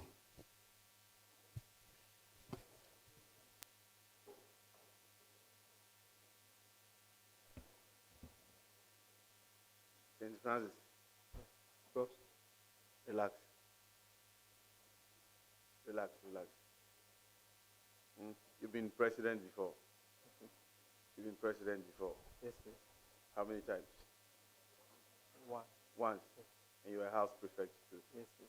Okay, on your CV, you got the date for the house prefect wrong. So when you go back, you check it. Okay. Now, do you think that leaders should be accountable? If yes, why? If no, why? Thank you very much for this question. From the little knowledge I have in sociology, I know leadership is a status in the society, and status comes with responsibilities. And in execution of responsibilities, you have to give account of how the execution of your responsibilities are going. And if there are changes that you have to make, or address that you have to address to the people, you have to make. So accountability is part of leadership. A leader must be accountable to the populace or to the electorate. What about the leader himself? Do you think leaders should be also accountable to themselves? Okay. Accountability to the leader himself is about assessing his or her strengths and weakness and being frank with him or herself, then correcting the weakness and working more harder on the strengths. So are you a frank person? Yes, please. What shows? I'm very accountable with this. What shows?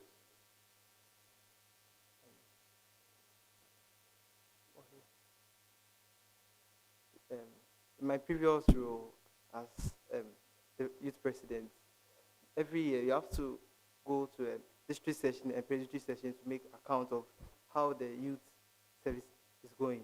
And when you go, you have to make account about the finances and the program organized and other activities done in the youth, in the group. And during my tenure as the president, before the Lord, I wrote correct reports and accountability about those. Thank you very much. That's excellent. Good. Okay, so my questions are in two phases. You get first one wrong, there's no need for a second one. So the first part is the University of Cape Coast wants to engage in an investment. Which committee is responsible for that? Thank you very much. Committee or unit is responsible to advise? The Directorate of Finance. I'll give you another attempt.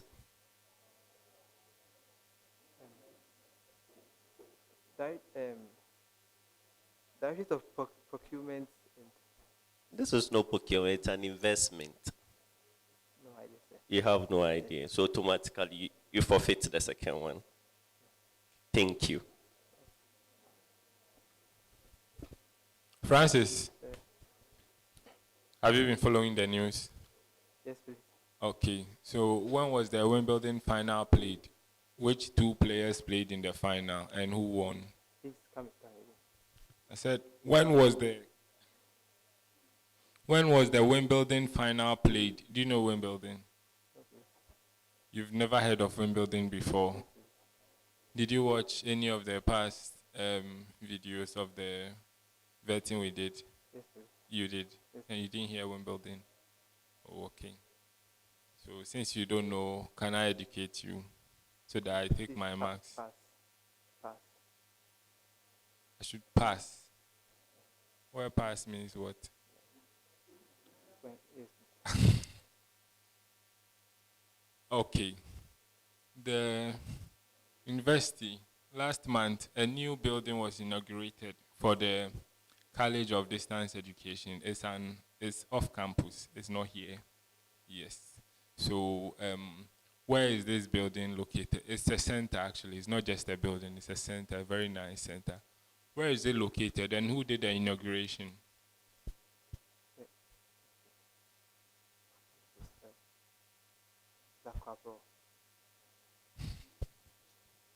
No, please. It's not at Quapro.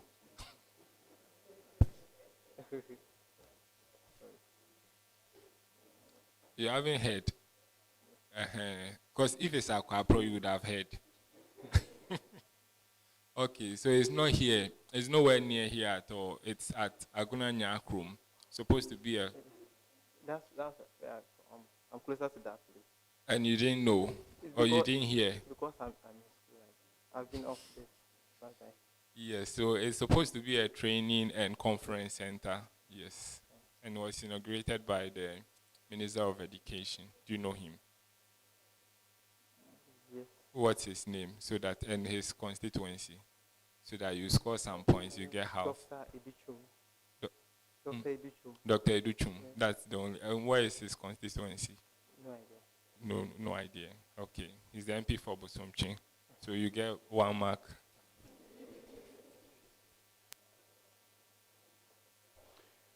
Francis, thank you very much for coming. You hear from the committee very soon.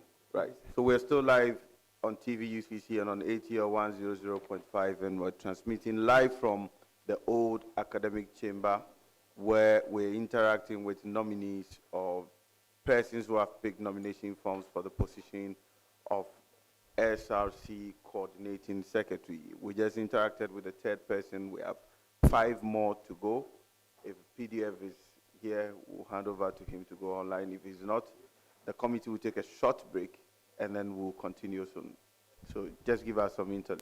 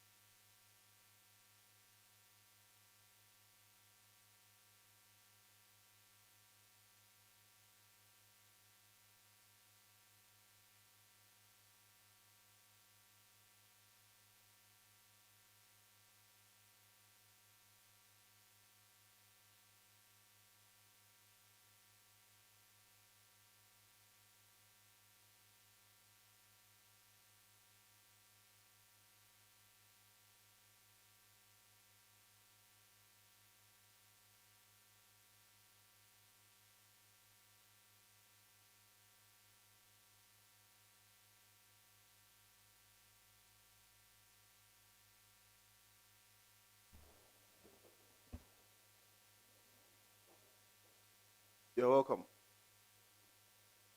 Thank you, Prof. Chair.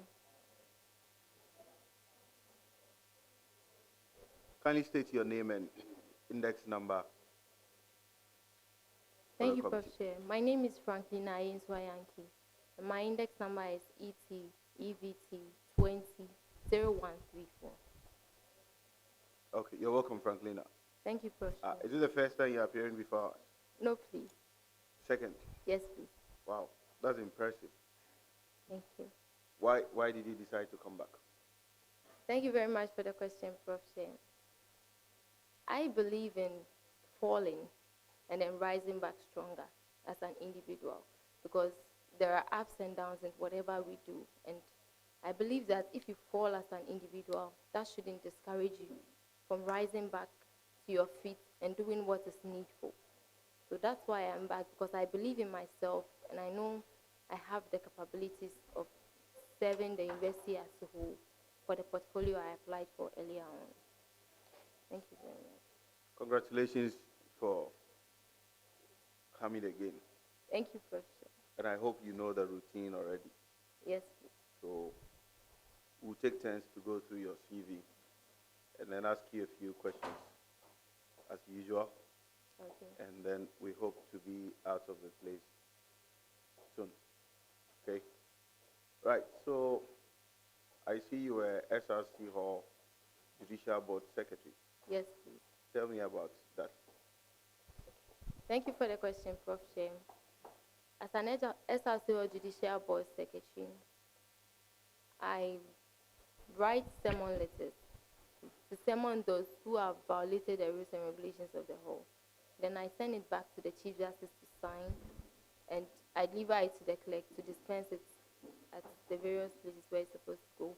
And I'm in charge of keeping the records of all the proceedings at our sittings and taking minutes and writing monthly reports as well.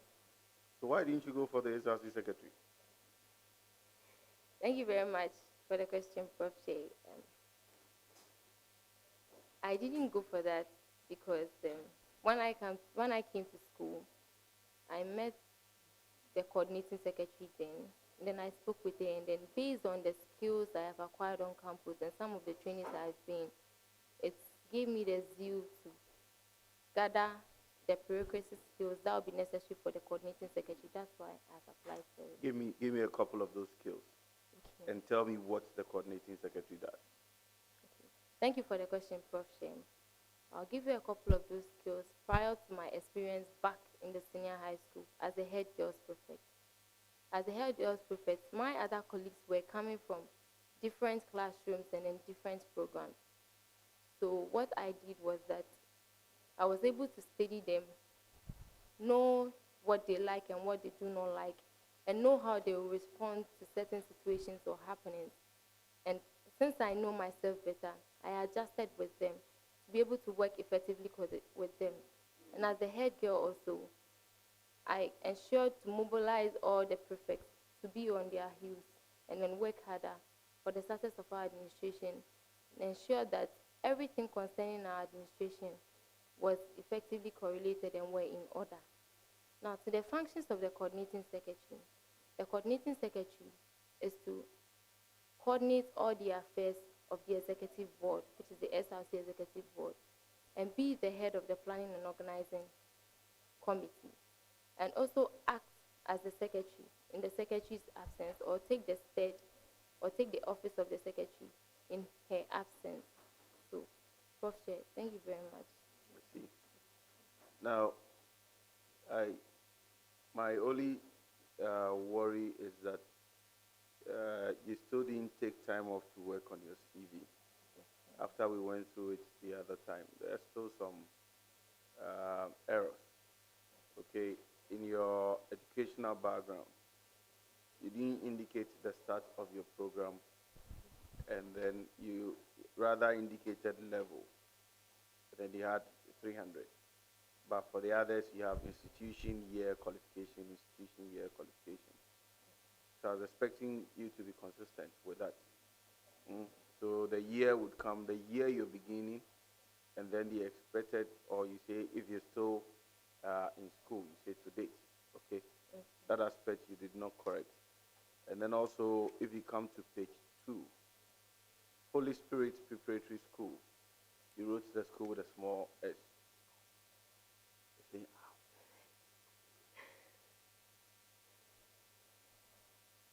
But aside that, I think the other things check out.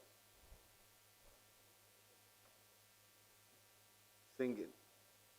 That's one of your personal interests. Did you sing the last time? Yes, please, I did. You did? Yes. Oh, okay. I don't remember the song you sang. What song was that? First off, thank you very much for the corrections, Professor.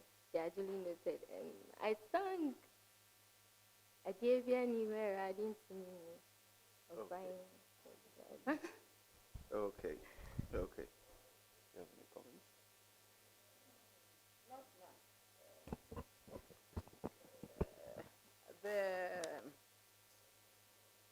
You didn't punctuate any of your main heading. Then when you got to personal interest, you started using commas and full stops in the middle of nowhere. I don't know. And then one thing I also noticed is that with respect to heading, you don't tabulate based on the length of what you are writing, but there should be some level of consistency. So October 2021 dash date, give us foundation. Then when you come to SRC Hall Judicial Board, that is shorter. So they are not in line, basically the alignment, but it looks pretty neat. Your dashes and your hyphens are still there. You didn't work on them. But all in all, it looks nice. So what is your strength? My strength? Yes. Thank you for the question, Prof. Shane. Personally, my strength, one of my biggest strengths is that I'm really self-motivated. I am someone who usually wants to be motivated by myself, because I do not believe in taking motivation from others. Yes, sometimes I do, but I am that person who picks up a motivation from you and then heed to it and something goes wrong, will come back and blame you. That is where, and that is why I gathered the strength of getting motivation from myself. That way, if I base on it and I take a decision and in case it doesn't go well with me, I know I am the cause of it, so I tend to blame myself and gather courage and then come back later on. I thought you'd not come back again. Why did you decide to come back? You know, I didn't know it was you. You've changed your hairstyle. No, please. Yes. Oh, okay. Something looks different. Your smile, and maybe you're looking good, and maybe you know. Any weakness at all that you are working on? Yes, please. I have a weakness. Thank you very much. One of my weakness, which turns out to be my strength as well, is that I'm a talkative.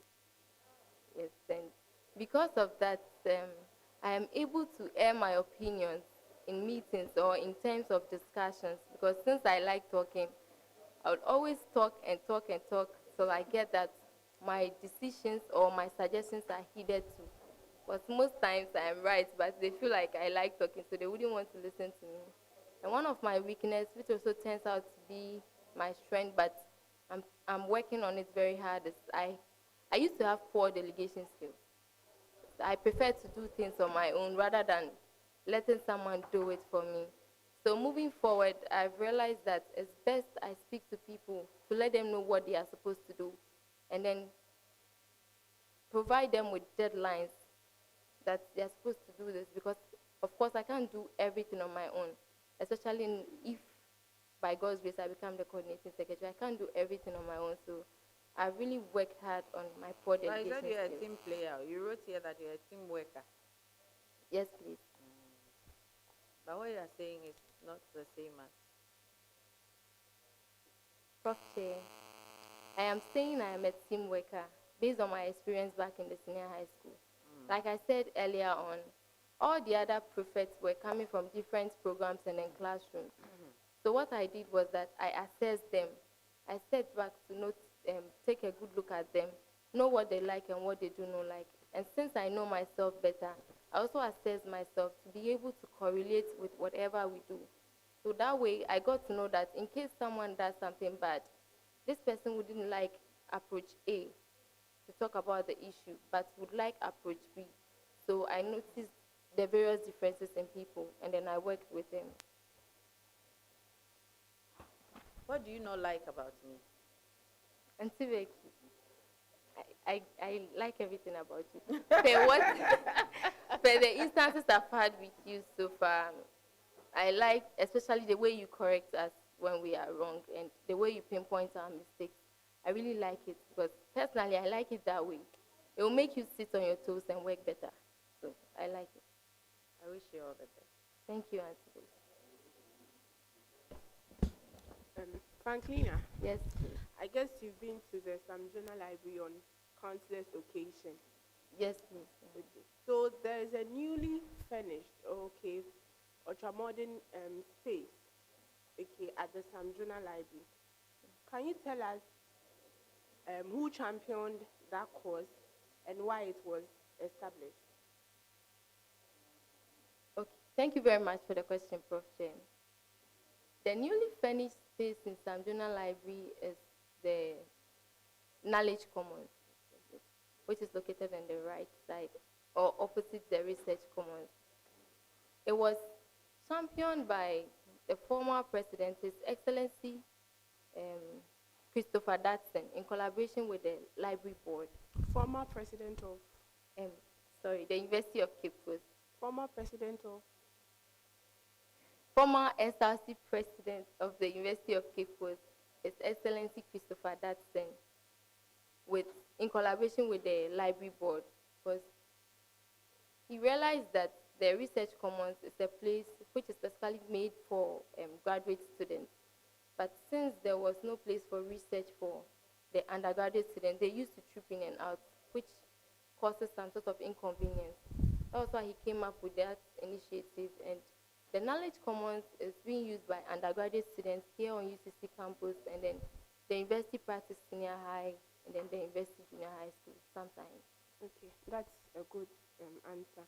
So aside the research that is the undergraduates go there to have all research, it was also established to aid in study groups.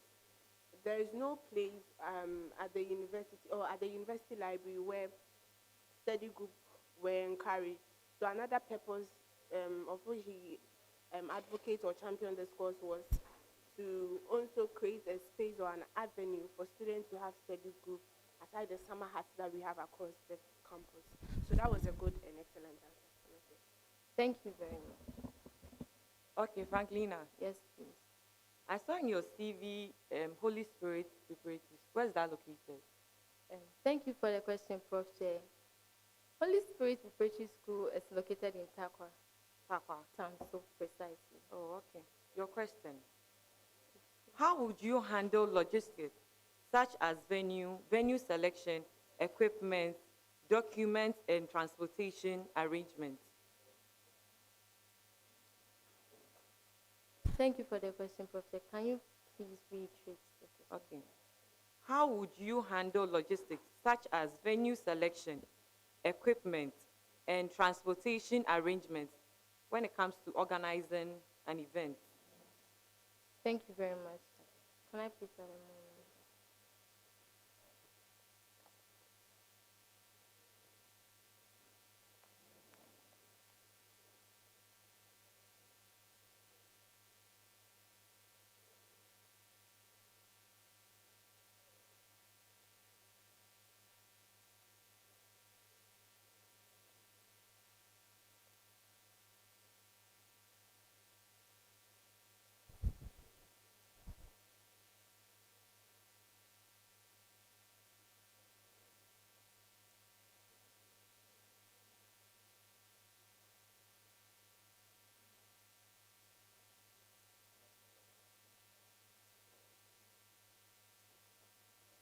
Prof. Chair, please, with logistics such as furnitures, I believe you mentioned furnitures, equipment for programs.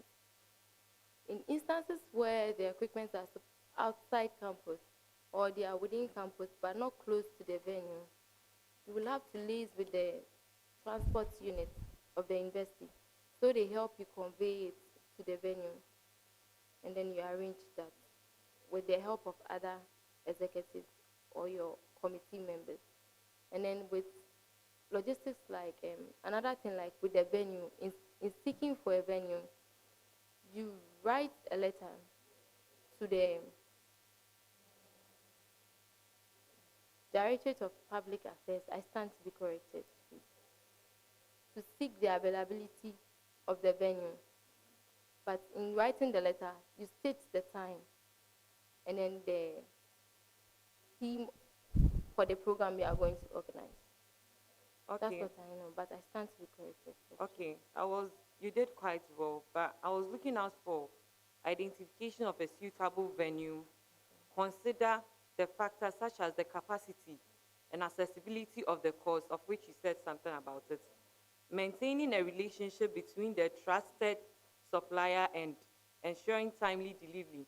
Like you said about the people going for the furnitures for the program. So I think you did quite okay. Thank you very much. Lena, Yes, please. so as the SRC coordinating secretary, a student approaches you to tell you that he or she wants to apply for the student financial support fund. And so the student wants to know the requirements in order to apply for such a fund. So we need you to just state 3 of the requirements to apply for the student financial support fund. Thank you for the question, Prof. Chair.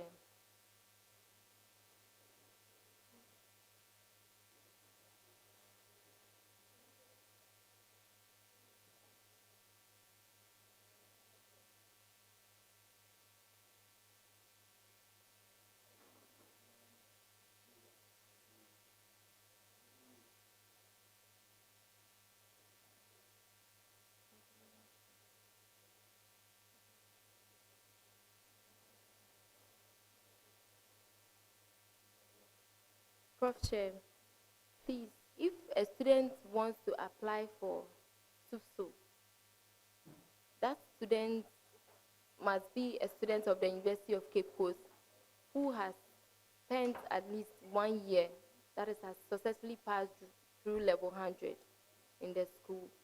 And then that student must have a CGPA of at least 2.5 or upwards. And then that student must also possess the qualities of a needy but brilliant student. Okay, that's correct. Franklina. Yes, please. So we find ourselves in a prestigious university where issues may arise. On what condition will the Dean of Students disapprove holding of any press conference in this school? Thank you for the question, Prof. Chair.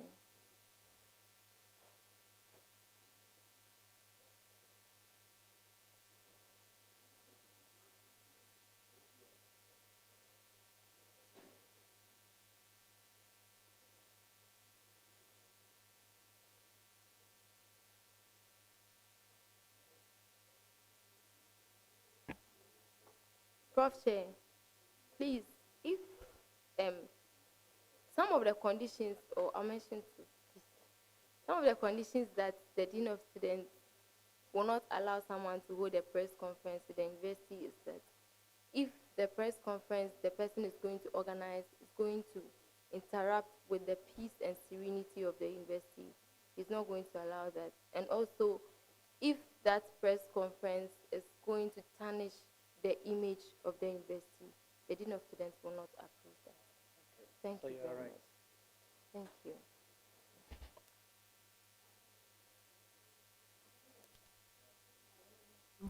Yankee.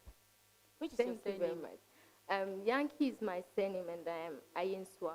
Okay, so Miss Yankee.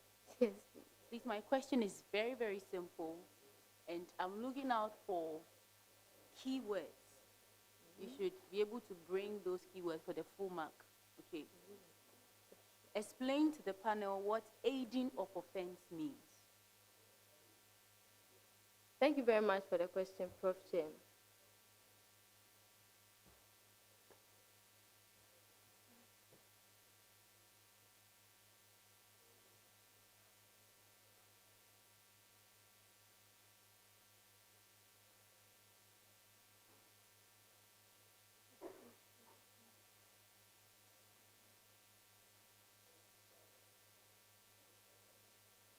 Prof. Shem,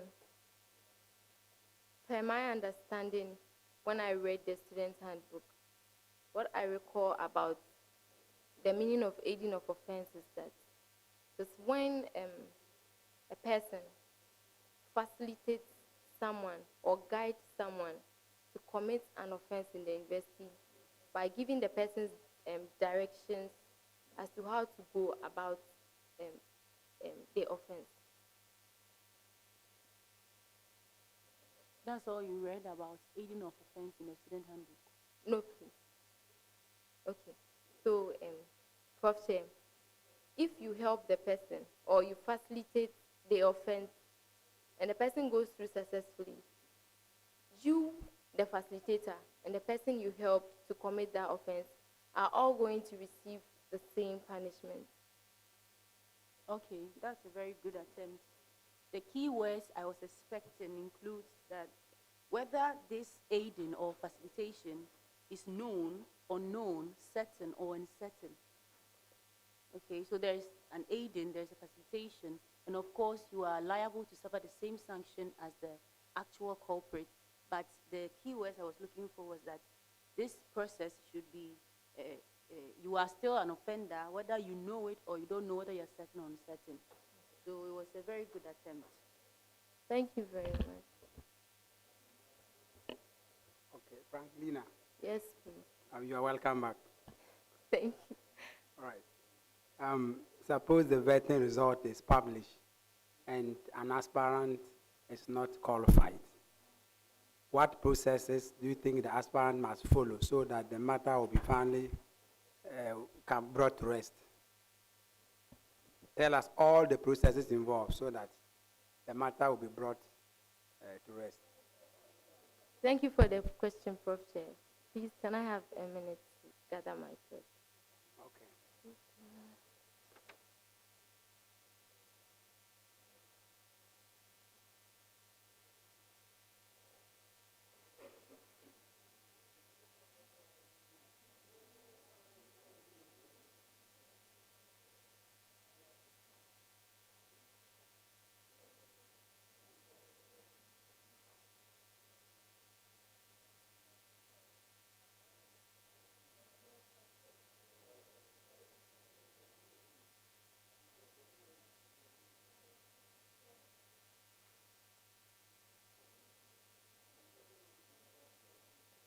Prof. Chair, please,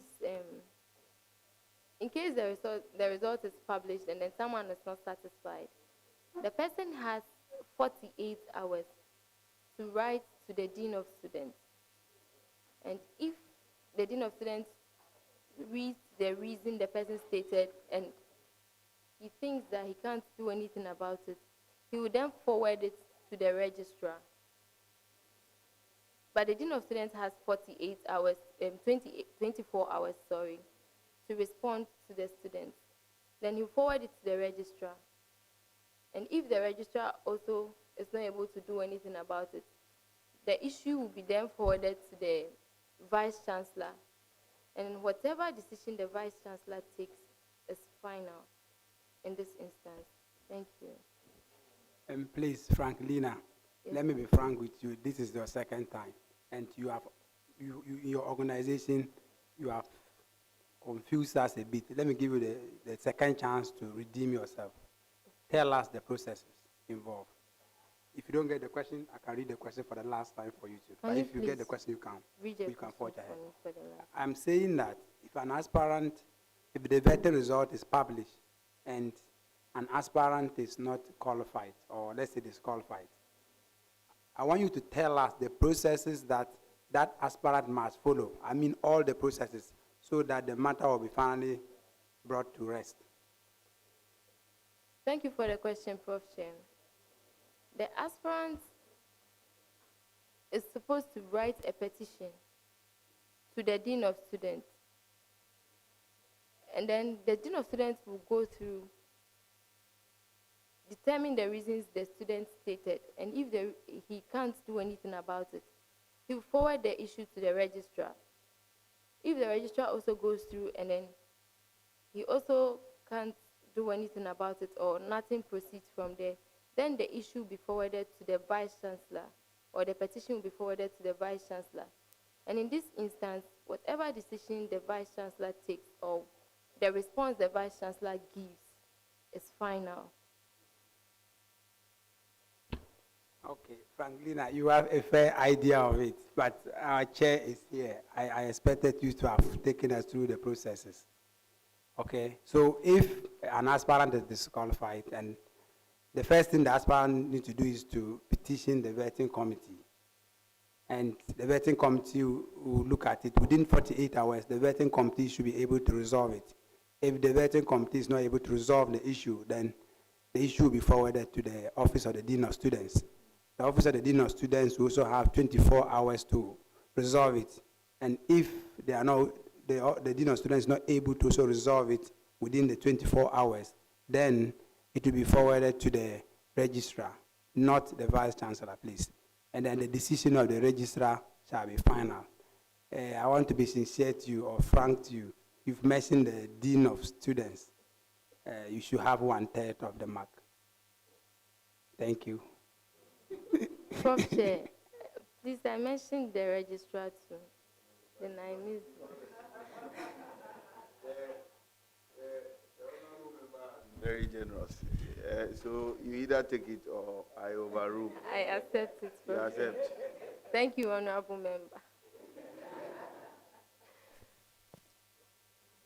Franklina. Yes, please. Okay, so this question is in relation to the responsibility of the academic staff and students. So it's in the form of a riddle. Please listen carefully. You can't see me, I'm here. Thank you. I am responsible for recommending to the faculty board the development of syllabi and courses, as well as promotion of research in the department. Who am I? Prof. Chair, please, can you repeat the riddle for me? So this is the last time, and it's one attempt. I am responsible for recommending to the faculty board the development of syllabi and courses, as well as promotion of research in the department. Who am I? Prof. Chair, please, the academic board or the Directorate of Academic Affairs. Okay, so that's incorrect. That's the head of department. Thank you. Thank you. Franklina, Yes, please. I think this is the fourth time we are meeting you, right? No, please, it's the second time. Are you sure? Yes, please. So it appears that wherever we go, you want to follow us. We are at that side, where you followed us there, we are here again. You are here. What is your reason? Because I can see that it's like you like pools. Because, I mean, you should have just given up and say, oh, yes, maybe this one is not meant to be. They will move forward. But it appears as if that the way you are, if you have a problem with somebody, you will never forgive the person. Because you will follow the person. Prof. Chair, please, I don't have a problem with anyone. I don't have a problem with anyone. I'm not following anyone. I stated earlier that I am someone who picks up motivation from my own self. And I believe that if I fall, the only good thing I can do to myself as an individual is to rise back stronger.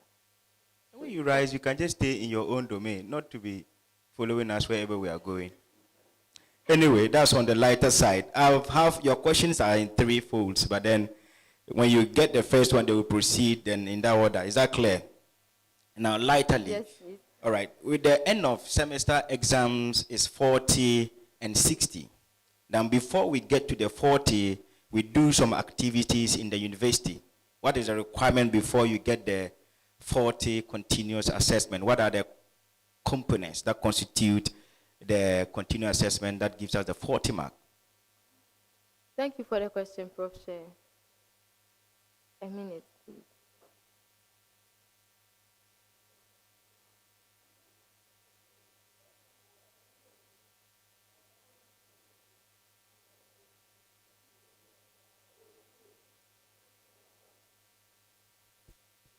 Prof. Chair, please, the components are, or the requirements are that you take quizzes and then you do assignments. And if the assignments are supposed to be presented in class, you participate in the presentations as well. Some of the courses require practical lessons. So in instance where you have a practical quiz, you also have to take that as well to be able to obtain the 40 marks. All right, so let's make further, look at just the last one. You know, before you write the exams, you've been able to tell us the components of the continuing assessment. Now, we have 1 credit, 2 credits, that's the duration of some of the courses. So the question is that I am to write a 2-credit course. What do you think will be the duration or the period I'll be using to write the exams? The credit weighting, that is the duration for the exams. Prof. Chair, please, you just mentioned the credit weighting. Is it the credit weighting or the duration for the writing duration for the exams, from what time to what time, or the hours involved in it, and it's 2-credit course. Thank you for the question, Prof. Chair.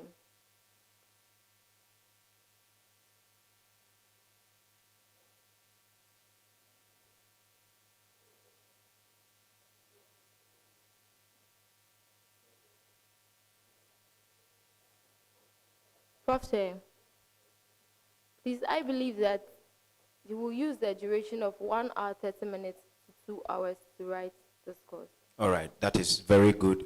You have done well, Franklina. Good. Thank you.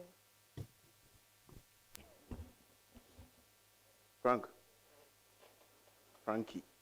Yes, please. Or Lena. I respond to any, Prof. Which one do you like?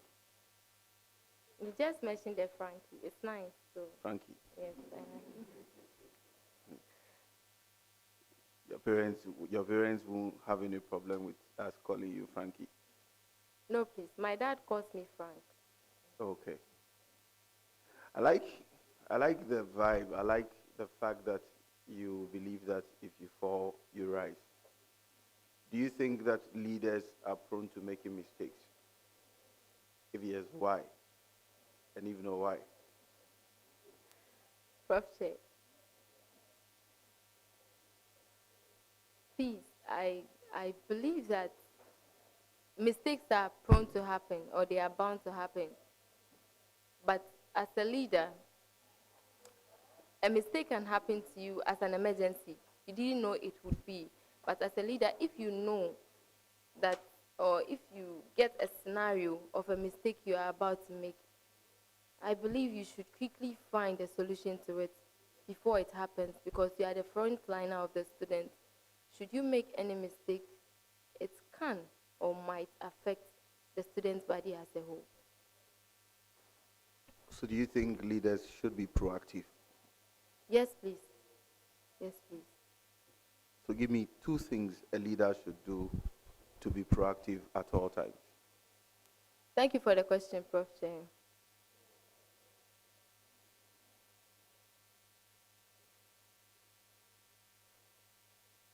Prof. Chair, a leader should be proactive, and some of the things a leader can do to show proactiveness is to foresee certain instances or foresee things that are bound to happen and find solutions to it on time. And a leader is supposed to deliver his or her duties or charges possibly before or within the deadline of which he or she has been assigned to. That's very good, but I was expecting that, you see, if a leader is being proactive, he's foreseeing, but your ability to also review, okay, is what would give you the opportunity to foresee. Life is always lived forward, but you assess backwards. So good leadership is about reviewing what has happened in the past, and then also having the foresight to envisage what is likely to happen ahead. Okay? So these are the 2 things that would help any leader to be proactive and would get results. But that's a very good attempt. Thank you very much, Prof. Chair. Okay. Seeing you reminds me of Power BI, so I've named you Power BI. That is how I remember you. Okay. I hope you are not offended. Not at all, please. Are you a DB? I'm never a DB. You are not a DB. No. But your school fees you paid, and there is 170 Ghana cedi on top. I'm not a DB. But what I do is that once I get to campus and then the semester begins, I start informing my parents about the fees. So what I did was that when the first bill was posted, because I informed them prior to, they also saved. So when I screenshot the bill and then I sent it to my dad, he gave me the money. The very day I got home, then I went to pay for the fees. So, Okay, so that's yes. why you have the balance. Yes, please. Oh, Thank you for okay. reminding me. Okay. So let's come to your question. So, how many bank accounts does the university run? And mention them.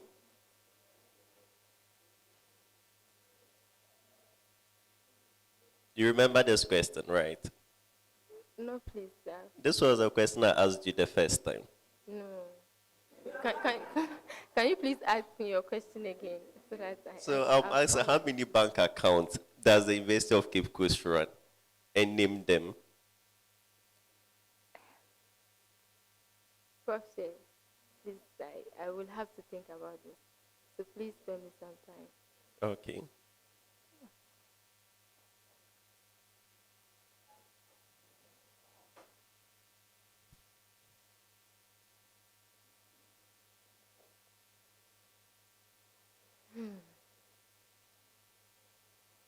Please, how many attempts are you giving me?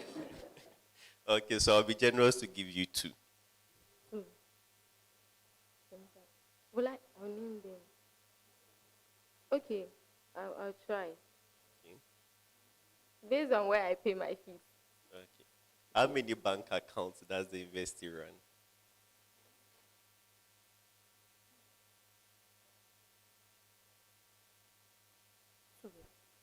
So you've not changed from your previous answer. The last time you started with 2. So now let's give you the second one if you repeat the same response again.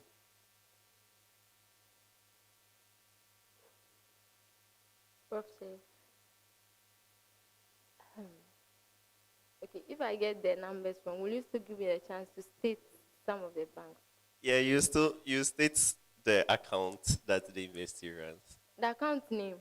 No, Or just the bank? types. So let's finish with the first part. I'm confused. How many bank accounts does the university run? They said 2. We are saying it's not 2. So you have another attempt.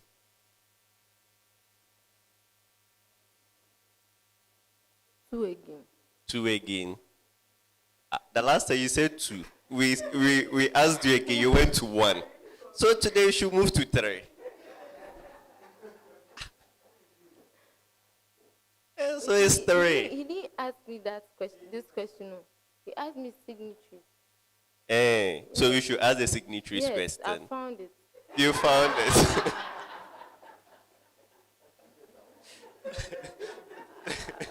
I found answers to that. Yes. Oh, okay. In that situation, only the chair can give me the go ahead. Professor, please. And any other previous question?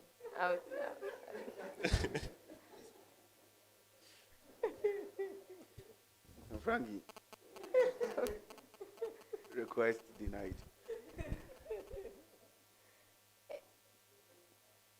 Request is denied, so you are wrong. Oh, wait. You said I should state them. You want the bank. If you don't get the first one, what's the guarantee you get the second one? Okay, you give it a try. So you said the bank. Not the names of the bank, the types of the bank. The type Or of let me the say account. So I'm sure that the investor will run a current account and then savings account. I know. So what will be the last one if it's 3? If current and savings, then the third one will be what? Okay, someone is suggesting fixed deposit, but that's not the answer. Yes. So it's local, foreign, and Account run by self-accounting unit. Sorry, Yeah. I had it wrong. Franklina. Yes, please. Okay, let me give you a very simple question. I- Listen to the question very well. Okay. Okay. So who is currently, right now, who is currently the Deputy Central Regional Minister? I said deputy. Mm.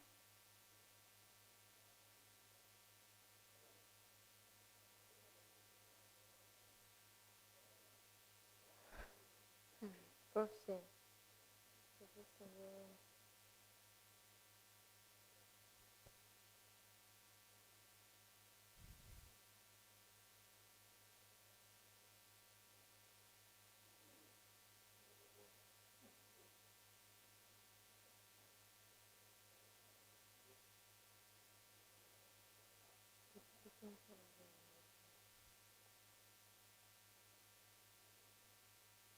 Please, how many attempts will you give me? 2. Thank you, Prof. Chair. Okay. I'm not You're sure, welcome. but I'll try. Okay, try. Honorable Equality. Honorable Equality, no, please. Okay. Wow.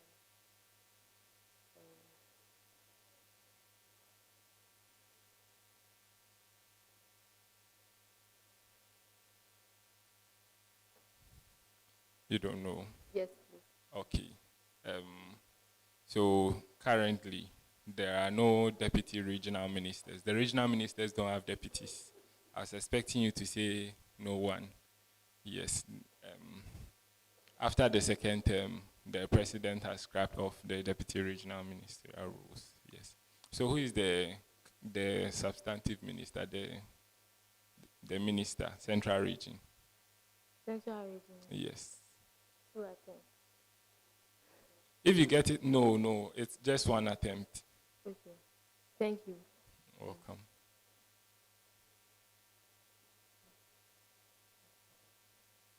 It's the MP for Cape Coast North, I know. MP for Cape Coast North.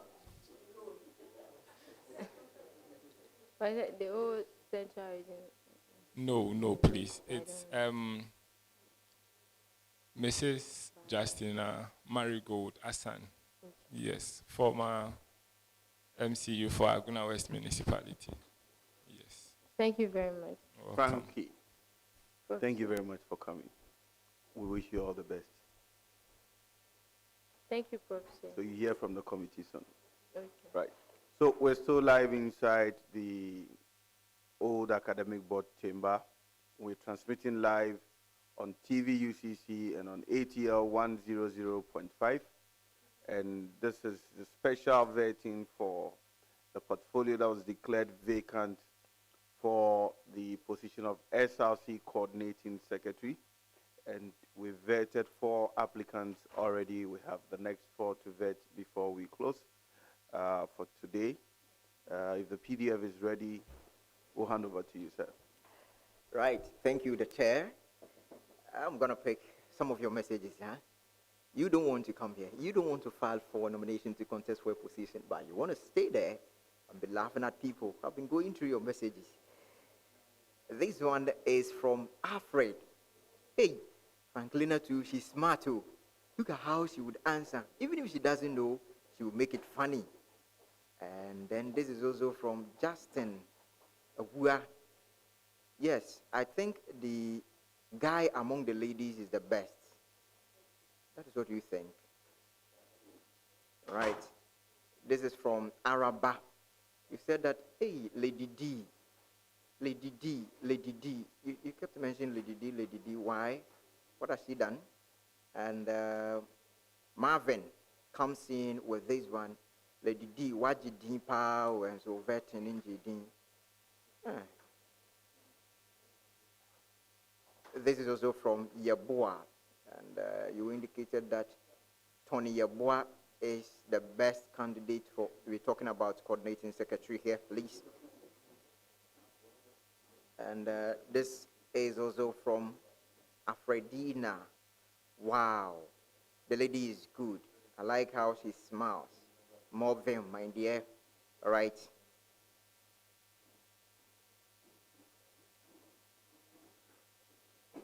Francis is the best candidate. In fact, I thought it should be for ladies, but I think going through the vetting, Francis has proved beyond doubt that he's the best candidate. This is from Anane. Hey, Irania. So you escaped from secretary to coordinating secretary. Eh? You thought it would be easier. There you are. Oh, you are. And then Constance comes in with the coordinating secretary position is for women. So please, for the men who are contesting, they automatically, we have disqualified. Are you a member of the vetting committee? How can you say that you have automatically disqualified someone? Huh? Be careful. I've already indicated that this is not indicated in the Constitution, and so you don't right away say that because we normally see women contesting for the position, we should leave it for women. The Constitution doesn't state categorically that the position is for women. Dinah Boche all the way. Dinah is the best candidate. All right, that is what you think. And then this is also from Apeu Esau. Wow. Francis is good. The guy is smart. Wow. All right. And let me see. I have to be selective here. Quite a number of messages coming in. All right. Okay, yeah, boy, I'll pick yours. PDF. This one, dear, I think we have to leave it for the women. Oh. Really? And then, okay, Anane Thompson. I think today, dear, Madam is being calm. Madam is being calm, really? Right. Right, this is Tvucc. You can also keep your comments coming. If you have not subscribed to our channel, please do us a favor, subscribe to our channel. Hit on the notification icon so that you would always get alerts when we do update our channel, and share our content for the world to get to know what we are doing. Quick shout out going out to you, Seven. Seven, we love you, huh? All right, thank you very much. We're still live.